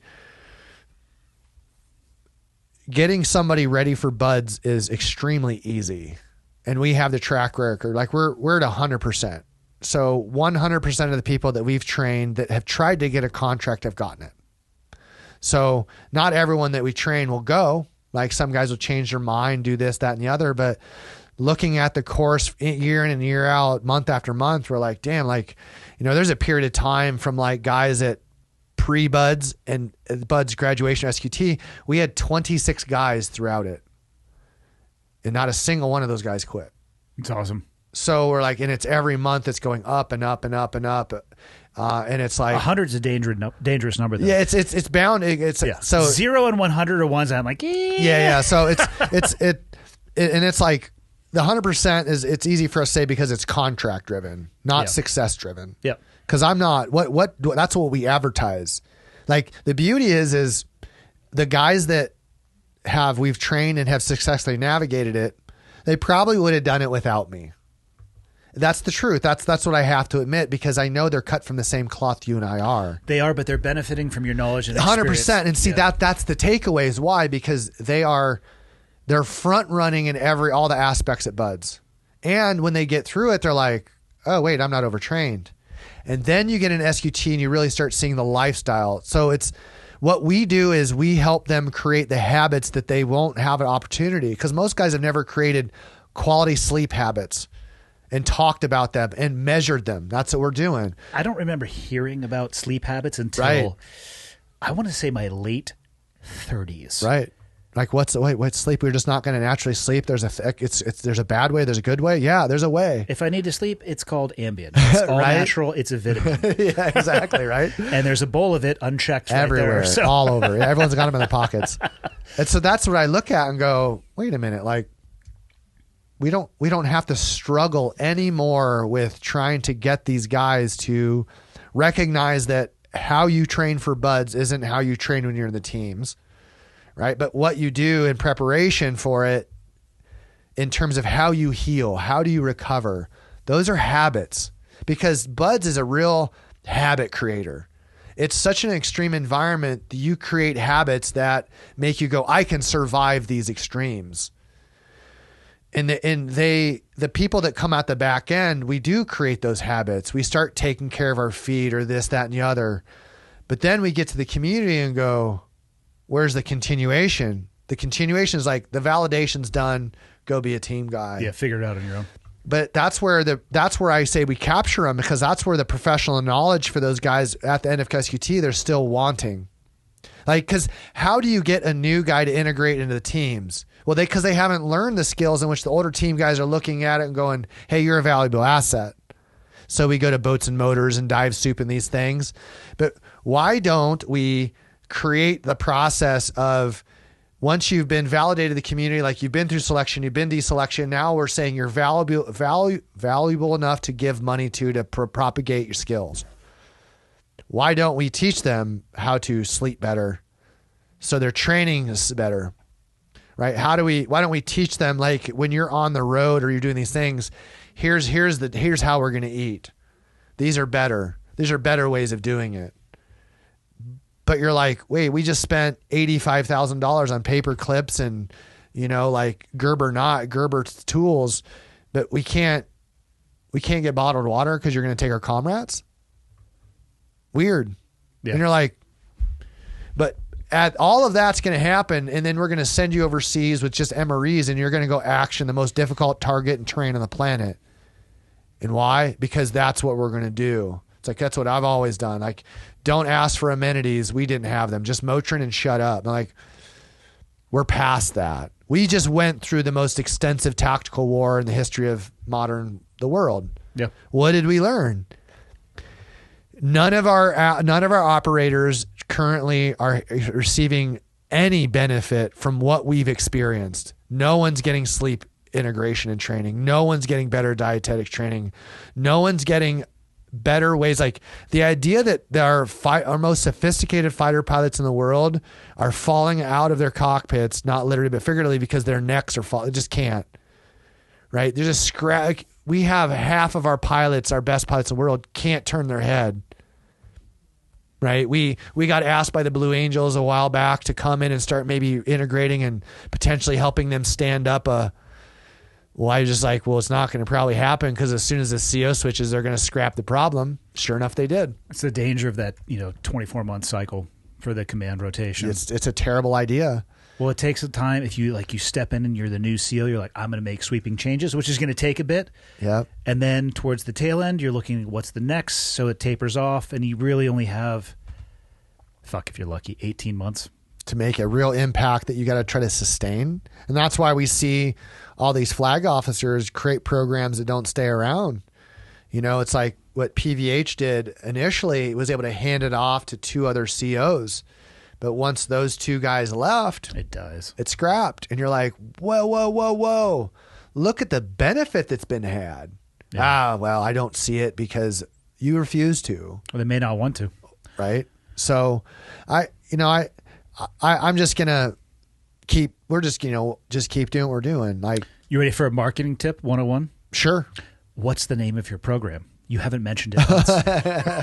Well, we don't really have a name for it, I guess. You gotta have somewhere where people can actually we call it like a special operations selection course is essentially what it is. If you really want to find us, you will. Yeah, exactly. Yeah. Some Fight Club shit where they have to stand on your porch for 72 hours. Exactly, yeah. I want to be here, yeah. Go away. Yeah. Yeah. And they leave like, no. Stand back here. Yeah. Yeah. So our business is performance first. Okay. That was generated. This is where, for people who are listening, like if this is their jam, we need to have a place where they can land for you. Exactly. Right. Yeah. So it's like, our facility is currently in Virginia Beach. Yeah. Temporarily it'll be there. It's a great spot, but that's what we do. We target specifically special operations, people preparing for it, military for sure, law enforcement, fire, of course, but really the demographic is special forces who we're trying to accommodate. We host 3 courses a year in Virginia Beach, and it's a fully encompassing program that really it'll cover all your strength training that you need to know, all the swimming, all the running you're going to need to know, how to train, what to train. We cover it all. When you leave. Again, we talk about sleep and all those sort of things too, but I always tell this to guys like, I'm an exercise physiologist. I have been since I joined the Navy. I was. Did I know I was a strength coach? I managed 14 sports before I came into the Navy. I was good at lifting heavy things, but I wasn't super great at like really programming and those sort of things. So did I know a decent amount about training? Yeah. I had some good guidance too. Track coaches helped me. Like, he's like, you should prepare like you're a decathlete. That's the best advice. I'm like, that's a great idea. So that's where it's formulated from, was in college. But that's what we want to get guys to understand is when you leave our 6-week course, you will fundamentally know more about training for special operations than I ever did at 23 when I came in. If you knew anything about training for it, right? You would know more than I did. I felt like I knew a lot. Like when I knew how much work output I was going to need for a 60-foot cargo. I could do the math. I know my body weight is. I'm a total nerd with physics. I'm like looking at it going, climb on the side. It'll be way faster. What's the time? Okay. I need to be able to do an X amount of time. Like I just break everything down mathematically, stand there like a retard and look at it and go, yeah, well, how would I fix this thing? I can't believe you just gave away the secret to the cargo net. Yeah, I know, right? So, well, you still got to do it. That's the beauty. Still got to get to the place where you can. But if you ever encounter cargo net fuckers, stay close to the sides. Yep. So, like I look at that and I go, well, let's give all these guys a takeaway. Because if we had Bud's manual that we know is a 3-ring binder and it's day 1, week 1, you just flip through it. If we gave that to somebody, it wouldn't help them at all. Not even a little bit. I actually think it would be a detriment because they would have... instead of focusing on what they were doing, they'd be like, God, I still have to do this. Yeah. Oh my God. Yeah. Day in and day out. So that's what we do is we will put you numerically. Cause I know, again, like I've done the math. What's the numerical output of the average Bud student to go through an O course? I know what the average time is. I've done all the math. I see what it is and go, okay, if you want to do this, cause we can formulate a day of training that is that work output. If you can't do that work output in that given time, I know you don't have the capacity to do it. We could just fundamentally break it down. Yeah. And then we pull your heart data and go, see, it's happening right here. You're failing at this point. We can show at the moment when a human is failing, real time. And we're going to show you. And then we go, you see what's happening to your heart rate, control it. Then we stop them real time. We help them try to teach them how to get into a flow state so they can understand what's happening to their biology and their actions and their mood, their motion. Because we want them to be reactive, knowing it's going to happen. Like, I'm going to go into this kill house, elevated heart rate. Yeah, good. That's what I'm expecting. That's what's going to get me safe. Like, it shouldn't be like, oh my God, my fucking heart rate's gone. Like, it should. You're about to go do If your heart rate's going down, again, check in on the old sociopath scale. Yeah. So that's my problem, because I monitored my heart rate all through all my deployments. And I would marry it up with the timeline. A few of us did. Yeah. And my heart rate on target in firefight was averaging about 86 beats a minute. Oh, that's fucked up. Drop down into a flow state. And so going to my doctors in Austin, this is what we tried to figure out. How is it that I'm able to do that? We're still trying to figure out, like, because I've done so many EEGs, EKGs. A lot of it's exposure too. It's practicing it, not knowing I was practicing it. Yeah. There is a moment that it happened on target, and ever since that moment, I was like, oh, I could smell color. That's an interesting Yeah, description. I could smell, like, I could see. Hyper-realistic training helps, though, too. Yes. I mean, you look at the money and time and effort and energy put into the training scenarios. 100%. Yeah, the reality is time in the saddle fucking counts. Yep. Everything else you're talking about can absolutely catapult you to the next level. Yep. But on your first target, it's going to be Not okay. going to happen. It's not, yeah, that wasn't, so Yeah. it didn't come on right away. But see, so it happens in sport all the time. People don't know it. It's like, when you go play golf, how do you know? It's a feeling. Yeah. Where does that feeling come from? It's as much physical as it is emotional.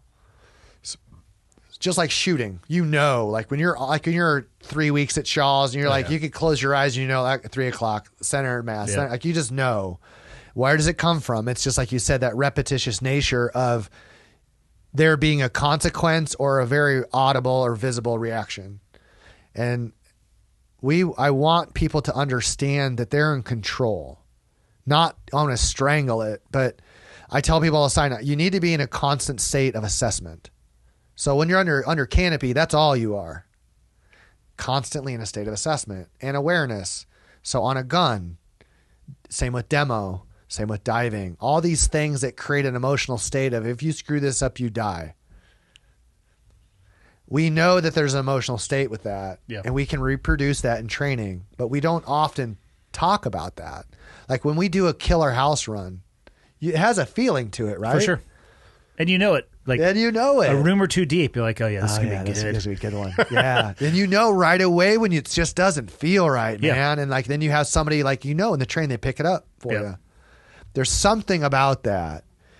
But trying to attribute that feeling, it's hard to do in a CQB environment first. You have to do it in a stressful environment that's reproducible, predictable, reliable, and can be taught. That's the weight room. It's very objectively driven, just like the range, just like demo, just like skydiving has its objective nature until it doesn't. I agree. Dude, we've been at it for 3 hours. There it is. What do you want to close with? Man, I don't know. Let's close it with it.